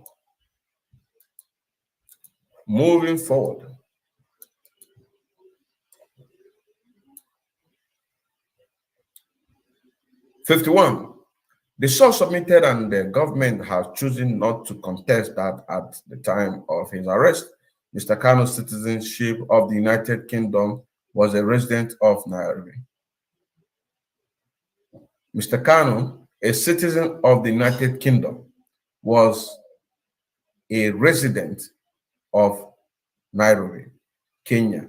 He was an activist and the leader of the indigenous people of Biafran, an organization founded in 2012 with the objective of securing a referendum for a Biafran sovereignty independent from the zoo Nigeria. Mr. Kanu becomes a political opponent in diaspora, opposed to the Nigerian government representation of political dissent and freedom as it relates to the issue of Biafra. 52. Noting that the Kenyan government failed to provide any reason for Mr. Kanu's arrest and detention, the working group concluded that his deprivation of liberty resulted from the exercise of universal recognition human rights, in particular the right to freedom of opinion and expression. Given that Mr. Kanu was critical of the Nigerian government position on issue of Biafra, his arrest and detention by the Kenyan government can be interpreted as a calculated move in cooperation with the Zoo Nigerian government to call it deceive. It is not just, it is a calculative move, including the, it is a calculative move also with the British government. It is a very calculative move, and also those that sold him out. You understand what I'm saying now? Also, so it is very well calculative move, not just with the Zoo Nigerian government, Kenya, including Britain. You understand what I'm saying now? So as much that we are reading this to get more details of this, it doesn't matter how long it takes. But the very fact is this, that we have to do what we have to do. We cannot base on this thing. You understand? You can see that how they have failed to defend themselves in so many cases. In so many cases, they failed to defend themselves. In so many cases, dodging from where? Why are you dodging? That is your panel. That is your judicial panel to defend yourself. But they are dodging it. They are dodging this one, dodging this one, dodging this one, only going for the one that favors them. You understand what I'm saying now? Only going for the one that is in their favor. That is only the one that goes in favor. Only the one that they are in favor, they will go for that one. But any other thing that is against them, they will not go. That is why you see these are allegedly. That is a Zoo Nigerian media for you. That is a Zoo Nigerian media for you. Allegedly. Now let's move forward. 53.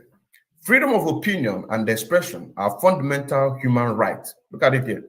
Freedom of opinion and expression are fundamental human rights enshrined in Article of 19 of the Universal Declaration of Human Rights and Article 19 of the Covenant. 14 of the government of Kenya and the Zoo Nigeria have a duty to respect, to protect and fulfill the right to hold and express opinion, including those that are not in accordance with their official policy. You see? When we say whatever that you are doing, or whatever we are doing, we should not be afraid. Our leader, Nnamdi, can have said this. He has said that whatever that we are doing, you know, so say now, whatever that we are doing, that all of these things are being protected under the law. He said, do not be afraid. He said, do not be afraid. Whatever that we are doing, all of them is protected under law. Don't be afraid. Look at how ICC are making sure that they get their money to provide to their counterparts, to the people that should have led into them. So what stops us to do so? That is a question. What stops us? What stops us? That is a question. What stops us? If the people that paid allegiance to these terrorists can by themselves bring down themselves to be served under this ICC and fund is flowing to them, what stops our people? We are in the whole world. You know what I'm saying now? We are in the whole world. What stops our people not to do the same? That is a question. That is a question that our people must understand. What stops us? We're talking about leader Nnamdi here and our freedom. You know what I'm saying now? We are talking about our leader Nnamdi here. I don't know if am I coming out? Can somebody please write on the comment section that I'm coming out? Can somebody please write on the comment section that I'm coming out? Please. Very, very important. Can somebody please write on the comment section that I'm coming out?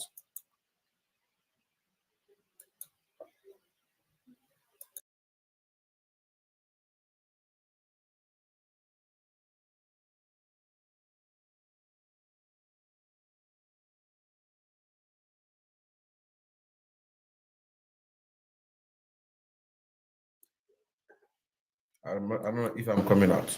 Am I coming out? Okay. I believe that I'm coming out. So, if our people can see all these things, then you saw that these people from Dr. Congo, Mozambique, and even in Zoo, Nigeria, that paid allegiance to this ICC. We can see that exactly that this is exactly what. Why can't our people also do the same? Why? Why can't our people do the same? To make sure that we support this very great movement with everything that we got. With everything that we got. Why can't we support? Why can't you support? Why can't you support? It's very, very simple. We should support. Because the people that believe that Africa belongs to them, they are doing everything humanly possible to make sure that they get it. You understand what I'm saying now? So why? So we need to do something. We really need to do something. And you see this news that we're reading now, bringing it details by details, details by details. I know we have been here for like 3 hours 50, 3 hours 20, almost 27 minutes. But doing this thing that we are doing now, it helps us to understand exactly what we are doing.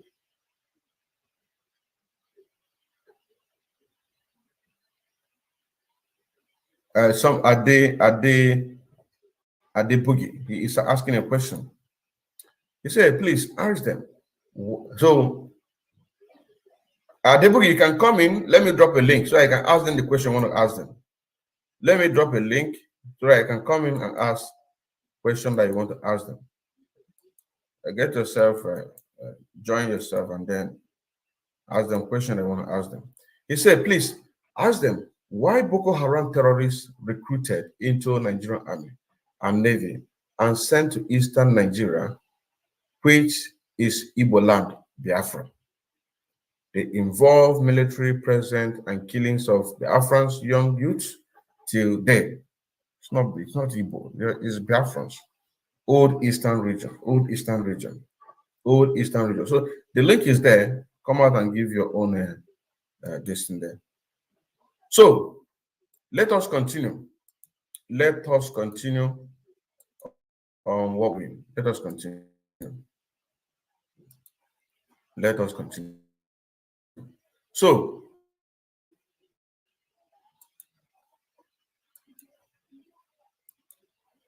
it says freedom of opinion and expression are fundamental human rights, enshrined in Article 19 of the Universal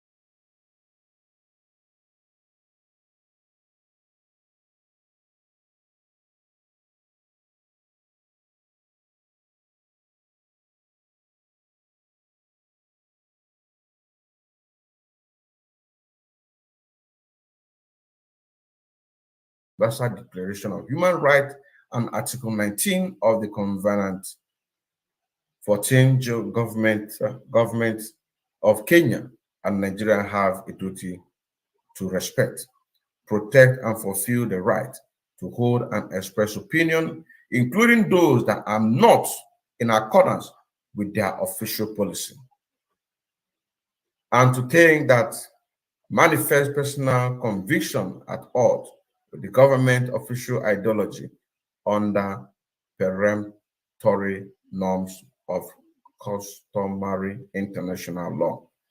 15. The working group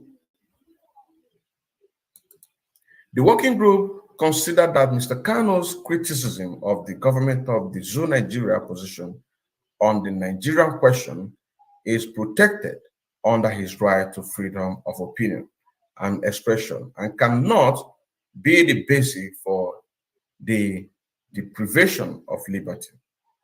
The working group recalled that detention purely due to the peaceful exercise of right protected by the covenant may be arbitrary.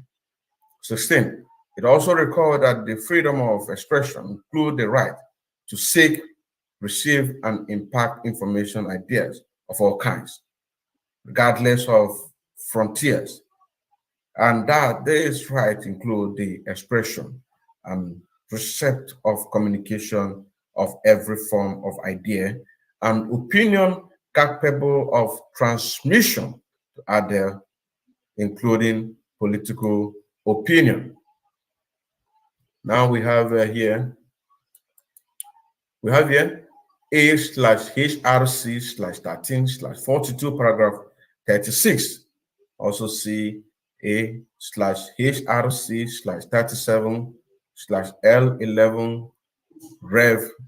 Point 1, paragraph 8 and 9. Also see human rights. So all of these rights are being covered for us to have our freedom. So moreover, it is Resolute 37/3 Human Rights Council stressed that no one. Now let us move forward. Another one here. Advance on a detailed version A/HRC/WGAD 2022/opinion 25. Similar resolution 12/16 called on states of refrain from imposing restrictions which are not consistent with Article 19. Number 3, including on the discussion of government politics and political debate. Reporting on human rights engaging in a peaceful demonstration or political activists, including for peace or democracy, and the expression of opinion and dissent, religion or belief. 56. In the present case, the government of Kenya has presented no exception permitted under Article 19.3 of the Covenant, nor is there any evidence to suggest that Mr. Kanu's exercise of his freedom of opinion and expression was anything but peaceful. Working group therefore conclude that Mr. Kanu's detention was arbitrary under Category 2. Category 2. Let us know what is. Oh, now we're going to Category 3. Say, given the findings of the working group under Category 2, no arrest, detention, or trial of Mr. Kanu should have taken place. However, Mr. Kanu was arrested, subjected to extraordinary rendition, and trial proceedings against him are ongoing in the Zoo, Nigeria. The source has made numerous submissions concerning Mr. Kanu's fair trial, right violation in both Kenya and the Zoo, Nigeria. The source was that Mr. Kanu was denied access that canceled throughout his detention in Kenya, and especially during his removal to the Zoo, Nigeria. The government of the Kenya has not contested this submission. They cannot contest it. Why would they contest it? Why would they contest it? 59. The working group considered the legal representation of core facet of the right to a fair trial and an essential guarantee against arbitrary detention. Legal assistance must be available at all stages of criminal proceedings, namely during pre-trial, trial, and appellant stage to ensure compliance with fair trial guaranteed 19, deny of access to a lawyer substantially undermine and compromises the ability of accused individual to defend themselves in any judicial procedure. The principle 18, number 3 of body of principle and rule 61. One of the United Nations standard minimum rules for the treatment of prisoners. The Nelson Mandela rules stipulated that defendant must have access to legal counsel without any delay.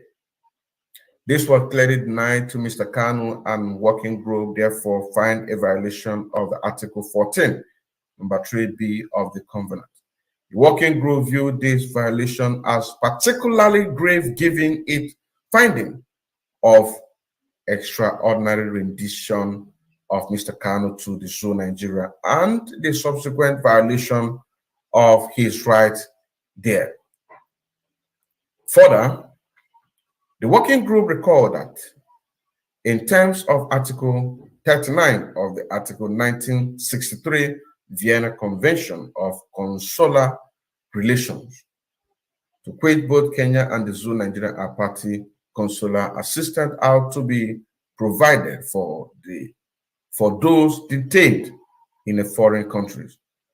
Additional Principle 16.2 of the body principle recognize the right of a detainee foreign national to communicate by appropriate means with a consular post of the diplomatic mission of the state of which he or she is a national. The Nelson Mandela rules also provide that a prisoner who are foreign national shall be allowed reasonable facility to communicate with the diplomatic and consular representative of the state to which they belong. Now look at this.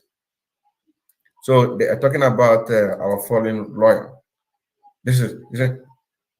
Mandela rules also provide that prisoner or prisoners who are foreigner national shall have allowed reasonable facility to communicate with the diplomatic and consular representative of the state to which they belong. When the so-called British Council came to give our leader Nnamdi a document to sign as a British citizen, it was denied by the DSS, and then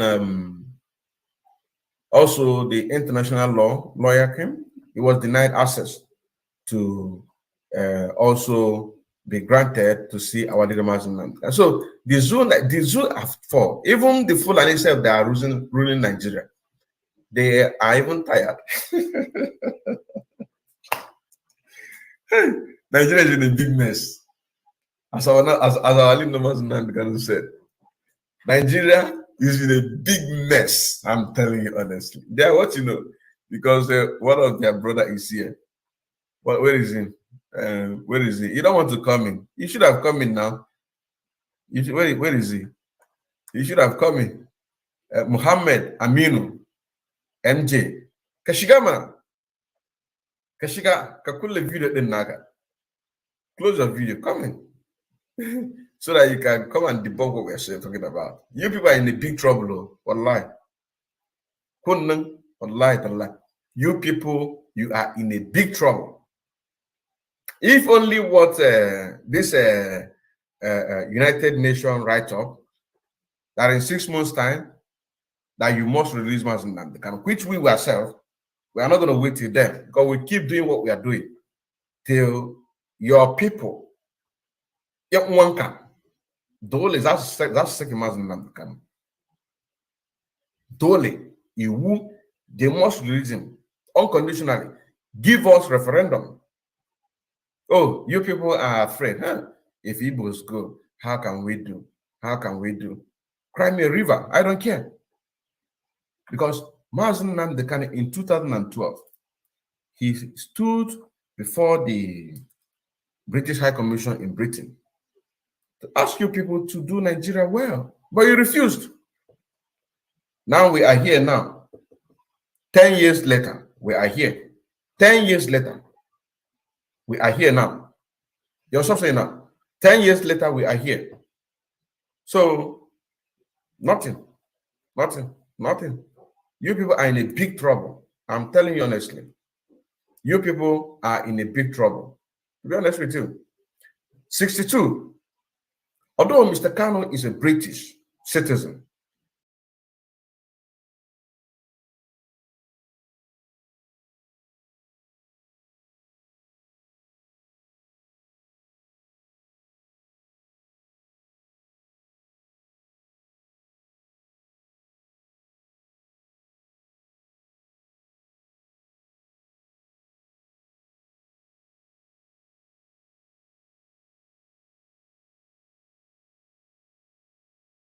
by Mr. Kanu, they go confess.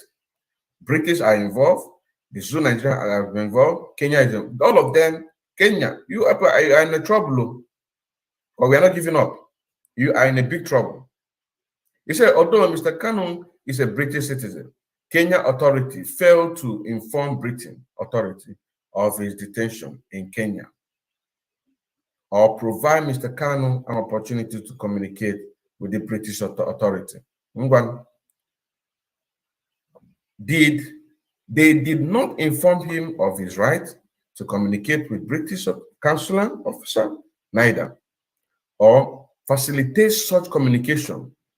The working group considered that the working group considered that the government of Kenya's failure to respect Mr. Kanu's right to consular protection under customary international law as codified in Article 36 of the Vienna Convention on Consular Relations. During his initial arrest and detention, violate Article 9 of the Universal Declaration of Human Rights, Article 9 of the Convention, and Principle 16, 2 of the body of the principles. Shall we see where we go again? Laws upon laws, their head go bust. Their head go bust. I tell you honestly. I'm telling you honestly. I am telling you honestly. I'm telling you honestly. Their head go bust. Their head go bust. So let us continue. Let us continue.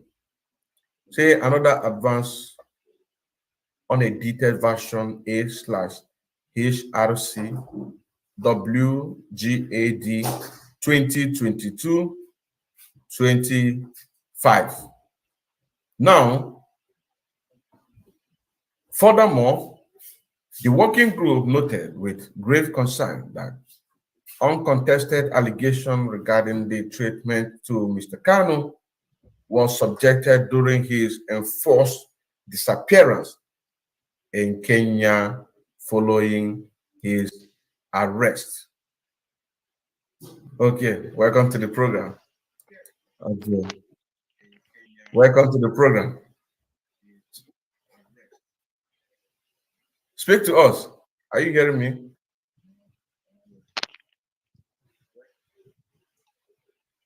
Hello. Yeah. Can you hear me? Yes. Can you hear me? Just a second. Let me. Hello. Yeah. Okay. Get yourself ready. Then I'll bring you in. Just when you're ready, just give me a hi.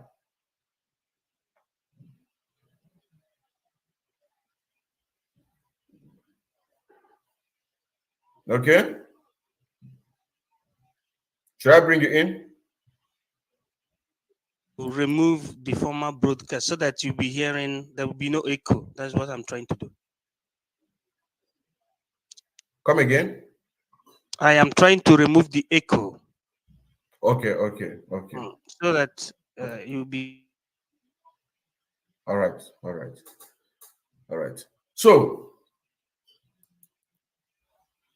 it says, the working group mandate extend to alleged ill treatment that negatively affect the ability of detainees to prepare their defense as well as their chance of a fair trial.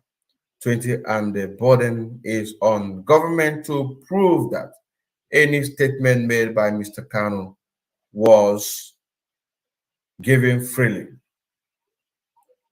21, although it is not clear what, if any, statement Mr. Kanu gave as a result of the deplorable treatment he was subjected to, the working group considered this irrelevant. Following such treatment, any proceeding against Mr. Kanu became tainted, unfair, and unjust, and incompetent with the fundamental requirement of Article 14, 1 and 3 of the Covenant. The working group making these findings, particularly noting that the extraordinary rendition to Mr. Kanu was subjected to. Okay, are you ready now? Speak. Don't know if yeah, we can hear you. You hear me clearly? Yeah. Okay. Loud and clear. Good afternoon to every lovers of freedom, autopilot, IPOB, Biafran people. We are all the same. You know, principally, just as by the time I have my time, I'm only on Facebook. I'm not on YouTube, because everybody has program. But I said that we are the same. Both IPOB, lovers of freedom around the world are the same. Now, concerning this particular, this is a very sensitive element. This is a very sensitive element. Why do I say that it is a sensitive element? I say that because it has to do with international law. It has to do with international relations. It has to do with the United Nations. It has to do also with the level of our comprehension, the level that our people, the African people, the Biafran people, the Oduduwa people, the lovers of freedom, understand really in real time international relations. Why I wanted to contribute on this particular quest concerning the reason why Nnamdi Kanu, His Excellency, because we agreed to give him the accolade because he merits it. Why the Great Britain is feeling very, very shy and playing a kind of hide and seek game in the quest of Nnamdi Kanu's, and the Biafra is because of what? Because there is an option in terms of international relations. There is option. There is something you call faculty of your nation. Nigeria is not a nation, but many people speak grammar without knowing the meaning. Nigeria is not a nation, but Great Britain is a nation because a nation is characterized by uniqueness. One language, one religion, one way of thinking, one purpose, one way of going to war, and one belief. It is 5. There are 5 principles of noting nationhood. Now, under international relations, that somebody have British citizenship from Africa does not mean that the Britain would see him as a brother. That somebody has Italian citizenship does not mean that the Italians or the Europeans will regard him as a brother. That somebody has citizenship of Germania or Germany does not mean that the Dutch will regard him as the brother. Now, somebody has double citizenship. Biafra, in terms of Nnamdi Kanu, has double citizenship. Biafra and British. Now, people are marveled on why British government have not defended her citizen, right? That is where the problem is. And the reason why I'm trying to intervene, in order to clear our people, to understand, you know, I don't want to call it 419 under international relations. There are secret clause that says faculty of the nation to defend, yes or no. That is why they are not defending Nnamdi Kanu is because what Nnamdi Kanu is saying is going against the interests of the Great Britain. You have the faculty to defend your citizen under who is under the captivity. This is international relation and international law under secret. You have the faculty to defend your nation or to allow him to be removed. There was one journalist originally from United Arab Emirates, UAE. Khashoggi, that is the surname. If you watch the story concerning his disappearance, he was being grounded secretly inside UAE while he was coming from the USA to go and continue the relationship with his country of origin. But unfortunately, his country of origin, through the Grand Prince, has already declared him dead because they don't want the secret of the UAE, to continue flowing out through the same man. So, at the same time, the Khashoggi, who is a journalist, very, very reckoned internationally by the America. America cannot defend him. Just like what happened in the place you called Afghanistan. America ran from Afghanistan. Our people should not be saying because this person has Italian citizenship, he has British citizenship, he has a German citizenship, he has American citizenship. That is the reason why America must defend. America may decide not to defend because of what you call raison d'etat. That reasoning, which is interest. Now, what we save, our collective resolve, depend on us, on what you call actionem, iures populi, the action of the people that will become the law, the action from the side of the Biafran people will give a strong message to the interests of that Great Britain. It's no longer Great Britain, of the Britain that don't want to defend their son because he is a British citizen. He has a company in England or in Great Britain. And he's a citizen, bona fide citizen. But there is option. So it depends on us. It doesn't depend on white people. Our liberation, the struggle for the liberation of Africa, depend on African people. It does not depend on the international community. Before international community will talk, it will depend on what we are able to do. That is the reason why freedom fighters must be up and doing. If you are in Europe, you should not be receiving salary. You should be contributing to those at home, to your family members, and etc., etc. So, thank you so much for the opportunity.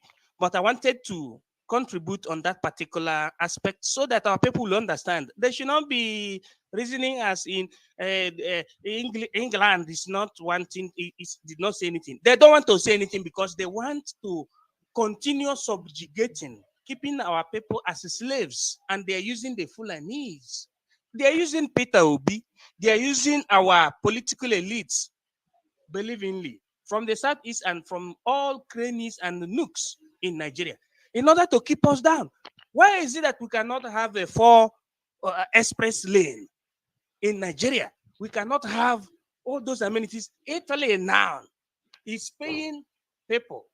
Everybody, nobody pays, what do you call it? NEPA in Nigerian terminology. Nobody pays energy, electric in Italy because of COVID-19. There are some people that every month, like we, used to result 300 euro.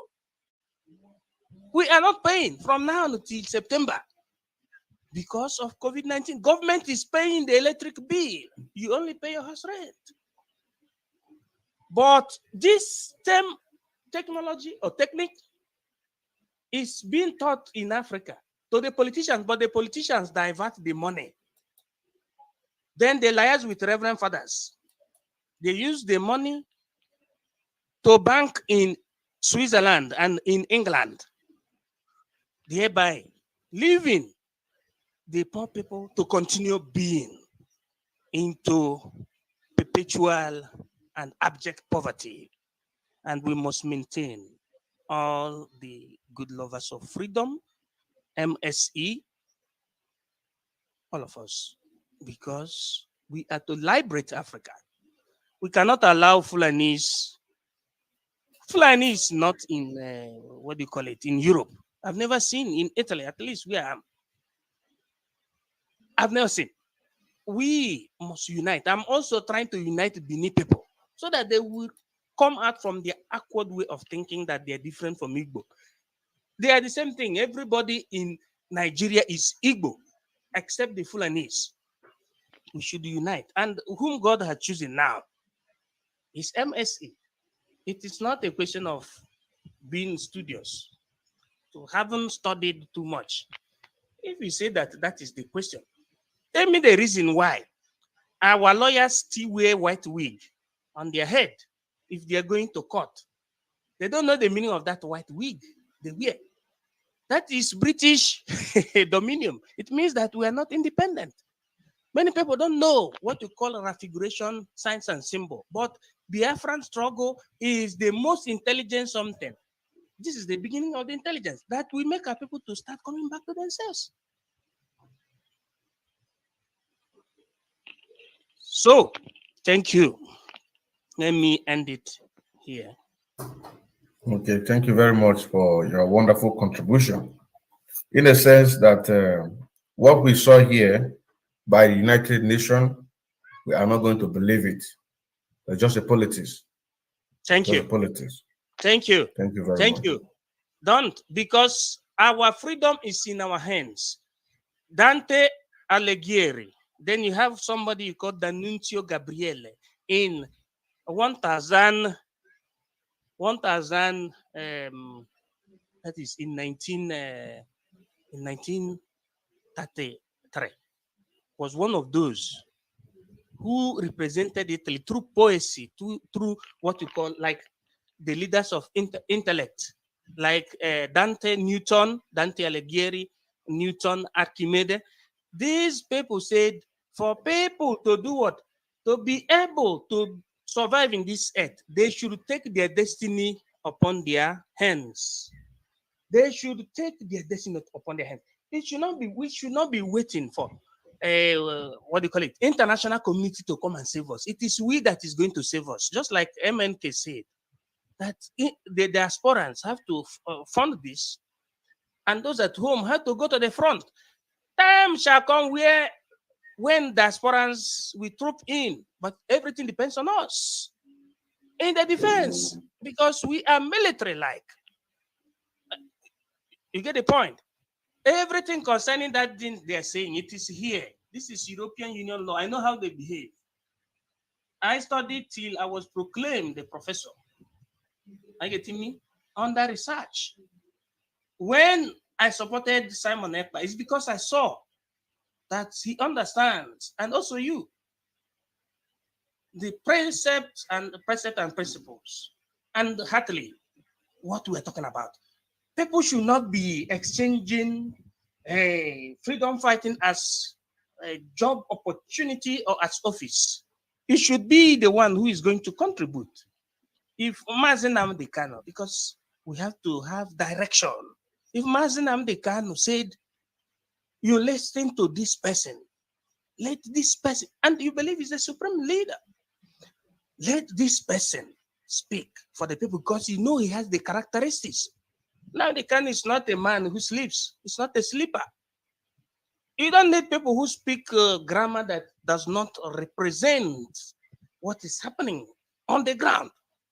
You need people who understand. It is not a question of speaking grammar. We're supposed not to be speaking this useless language to start with. We're supposed to be speaking Biafran language or Igbo language. I don't know how I'm going to put it. African language. But we're speaking English. When you speak English, but you didn't understand the etymology of the English, you will be speaking English like Peter Obi. Peter Obi did not condemn what happened at our mama. Our mama is not my village. But all of us are crying for what happened because of the mistakes that the so-called politicians are making. Imagine in Imo State, somebody who did not win election was declared the governor. People just take it as this is normal. They're doing politics. Then they will be sharing money. Then they will be making use of what do you call it? Talks. I was a contractor before I came to the Europe through a very legal and legalese way. I know how they do it, which is very wrong. It is our own duty that are in the diaspora to correct this through what we're doing. I feel so negatively downtrodden when I see people who are in the Europe behaving like those who are in the South Africa or those who are in the bush. No, bush that I mean, it's not where we have our own gallant men. I mean, those that have not washed their dirty linen from the village. How can you say you cannot give a chance to somebody who is being proclaimed by the supreme leader, your supreme leader, to be speaking through Radio Biafra? Under the law, you have what you call delegation and delegated legislation. Delegated legislation. Under delegated legislation, a delegate cannot redelegate. Now, under this particular thing I'm saying, Nnamdi Kanu, His Excellency, said that MSE, because I'm talking to the root of all this problema, said from now, give this man a chance to speak. And he has been speaking through the radio holistic Biafra. You don't have any other option other than to give him the password. That is, give him slot means give him password. His own particular password. It doesn't mean the principal password. They're talking as if they are representing illiterato. That is the illiterate. They think they are representing the illiterates. If you are being delegated to do something by your supreme leader, you should go straight and do it. Don't say, give me 1 naira, 2 naira, or give me your key, the key of your vehicle, or the key of your life,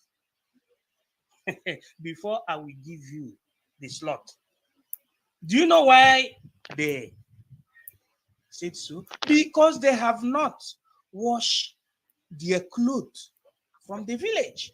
People are here in Europe, but they're behaving like those who are still in the village. Tribalistic, bigots. That is the reason why you see Simon Ekbaf, waxing in the sense that we want to liberate our people. That thing that Fulani people are doing. If I was in Nigeria, I would have finished all of them. People who know me knows where I belong before coming here. So it is not something you be pampering. Fulani is nobody to come into our land to be killing our people. We don't go to their land killing their people. We go to do business in the north or in the south, in the east, in the west. Why should these people be coming to be killing our people? That is ground violation of human rights of the autochthonal people, the aboriginal people.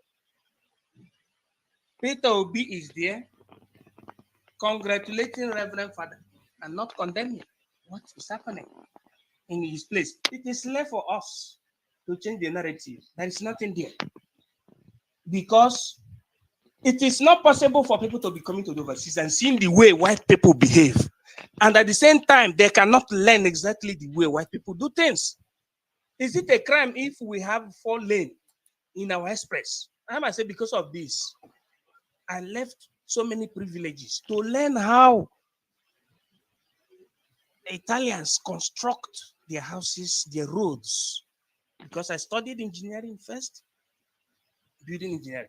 Before I went to the to political science and international relations, philosophy, etc., etc. Still, there's nation building. But at the same time, I have to come back. I even went to agriculture so that by the time Biafra comes, we don't need to be hiring Chinese to do our things, because by the time you hire the Chinese to do things, they will not do exactly the things that give them glory. They will do it halfway.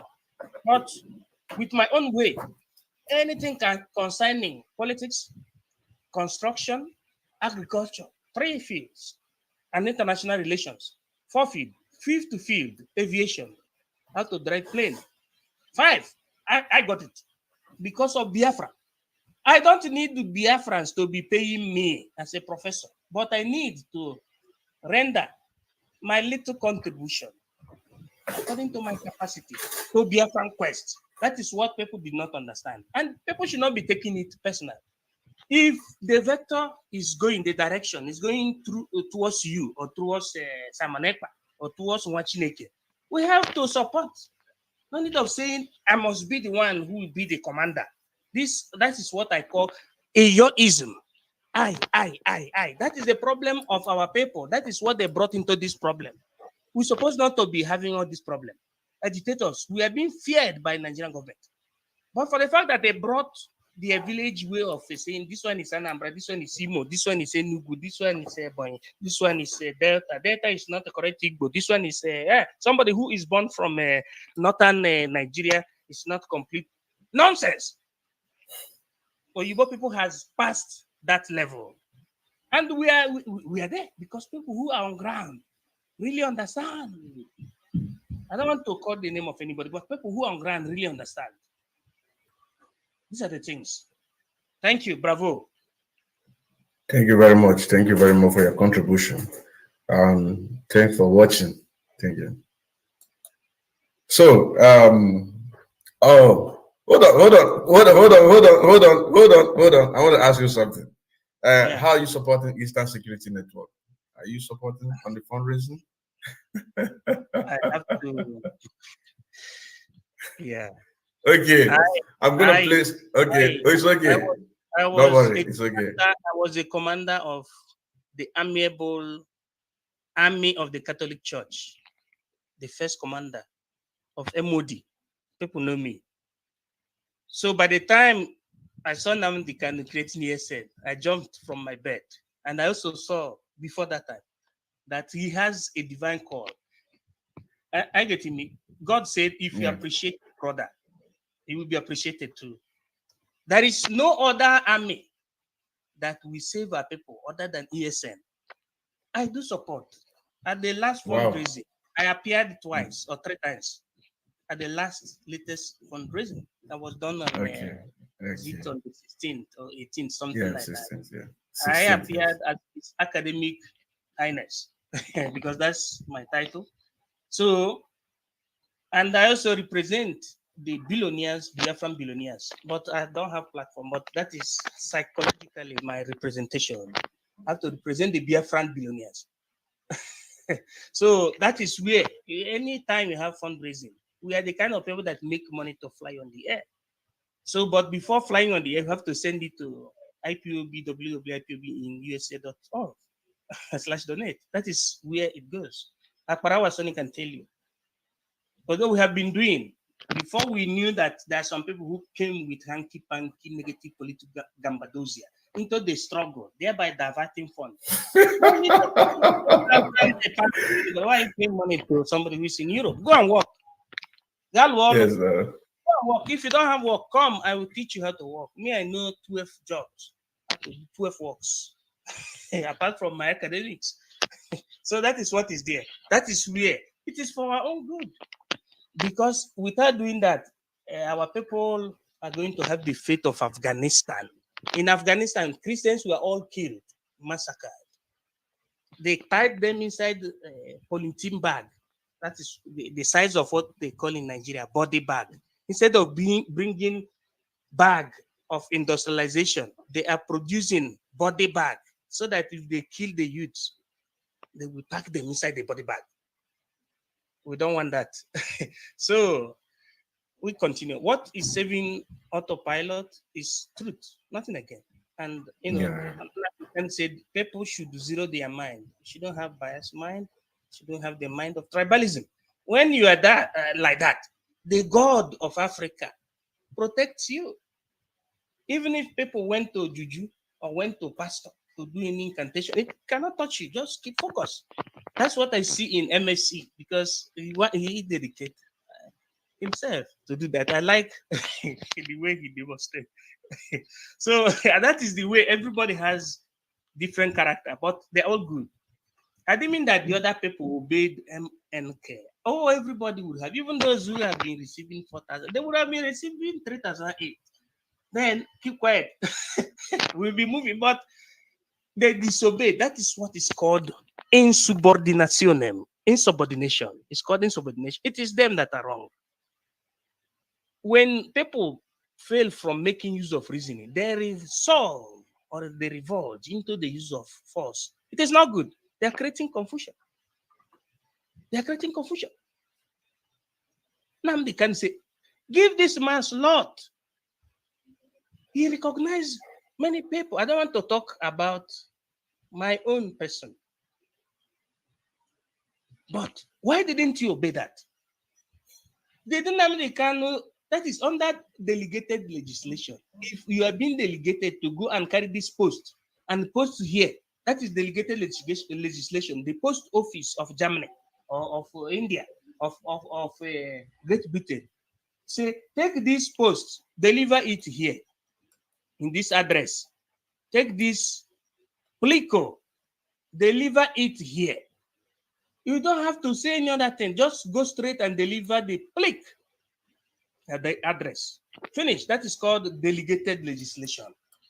They failed to do that. They started asking, bring your account number, bring your pant and your brazier. I'm trying to put oil so that people will understand. By the time you started saying something from your head, you have failed it. The person who is supreme leader, do people know what Nnamdi Kanu read? And therefore said he should be called supreme leader. Or people say it indirectly, this man is supreme leader. That is series of revolutionary papers you read. That is Iranian style. That is what I don't want to go deep about for you to understand. We have seen it. There was a day I spoke with one coordinator. I said, don't be regarding Nnamdi Kanu as a man who is of your level. This man has gone far and he has gone deep. I saw him in Iran. I brought out the book from my library. If a supreme leader have said something, that is the final. He said, give this man slot. That is where the problem came. And he said, this one is my misery. This one is this. I joined this struggle later, but I follow because it's about the salvation of our land. I follow everybody. But I see that some people take things personal. They take things as, they have not understood, notwithstanding that they are in the Europe, they have not understood that we should unite our people. We should not be, for example, saying, I am a Abakaleke person. Therefore, a Abakaleke person is superior to Anambra, or vice versa, or vis-a-vis. And I'm Anambra, I am superior to Abakaleke. If a governor like Governor Soludo is a discriminator, he discriminates Anambra people to start with. He discriminates. Also, the other one that killed the Masob people discriminates because by the time he was governor, if he didn't say Otito Dili Jesu, for example, means praise to the name of God, Jesus Christ, he will not give you any contract. That has been their story in the local government. No, you are not a governor of Catholics. You are the governor of the people. These people did not have political training and teachings. They cannot represent. That's why they are one-sided. If you watch all of them, you see that they are what you call mediosyncratic or mediocritic. That is, they align themselves on the side of big man, not on the side of poor man. They want the big men to continue. That's why after they siphon the whole money, they don't want to make establishment in Nigeria or in Igbo land or in Biafraland. But they will go and buy house in Dubai. They will go and buy house in UAE. They will go and buy house in England because they want to separate themselves from the poor men. They didn't know that God did not create anybody poor because Adam and Eve were created out of nothing. And everybody were naked when you were created by your father and your mother, contemporarily speaking. So why should you say that this one is poor man and this one is rich man? All of us were naked. The same pattern of Nashita we come through. Now, they want to go through that way. Peter B only commiserated with Reverend Father from Sokoto State that was abducted. But he didn't commiserate with 14 people that were being killed near his own domot, his own domicile. These are the set of people you have, not only Anambra people. All of them, they are criminals. With the help of freedom fighters, I thought that we are refined. For being in the diaspora, that we are refined enough to remove this old system. I listened to a lady. I don't want to give anybody's name because everybody has his own pattern of speech. He said, how can Chike Doziem? Because he's the H-DOS. I stand up for Simon Ekpa. For what? How many years since 2014, 2018? What's the meaning of that? Are you going to sit down there till eternity? Ojukwu was sitting. Today, he's no longer sitting, but the legacy is sitting for him and speaking for him. Are you getting me? So these are the things. Some group of people are with that mentality. They are the same group of people that said, instead of Simon Ekpa to bring, Simon Ekpa don't even know me. You don't even know me personally. But we're doing our things spiritually because we are truthful people. He said, instead of Simon Ekpa to bring Biafra, he will kill himself or she will kill herself. Why are you killing yourself? So you love Fulani more than your own brother.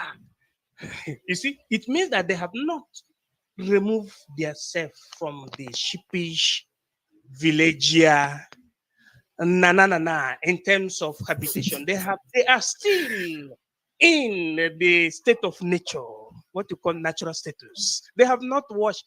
Let me put this later so that I will sing it. It's like a song. But for us to, to come very close to what we're saying, that is, the Catholic said, are you washed in the blood of the Lamb, Are you washed in the blood of the Lamb, Are your garment spotless as the white as snow? Are you washed in the blood of the Lamb? That is how freedom fighters are supposed to be. It's supposed to follow what Nnamdi can say, all from A to Z. Whiter than white and whiter than snow. Okay, that is the correct language. Yeah, that is it. Not otherwise. Thank you. All right, thank you very much. It's an honor. So, Biafrans, we have to come to an end because we've been here for like 4 hours and 17 minutes. We've gotten the pictures of what we are talking about our leader, Nnamdi Kanu. So we still have 65 up to 75 down to 85, then goes down to 95. Goes down to 95. So we have a lot of things to cover here. So, but the point here is this: that according to these people, they want our leader Nnamdi Kanu to be released in 6 months' time. So, as our brother here said, that we are not going to depend on these people because we say that British has a duty to protect their interests. British have a duty to protect their interests. It is our own action that will demand or depends on the hands of British to do what they're supposed to do. So, like I said, brothers and sisters, let us keep hands together to support Eastern Security Network. Still remember the Odinkeman Kendall and Wachineke, aka Afro Cronkite. Shalom. They were arrested just like as they arrested me. My own was miracle. I don't have to go to details of what happened, but I'm here now to answer your questions. But a lot of my friends are dead. A lot of them died. Young, promising people died.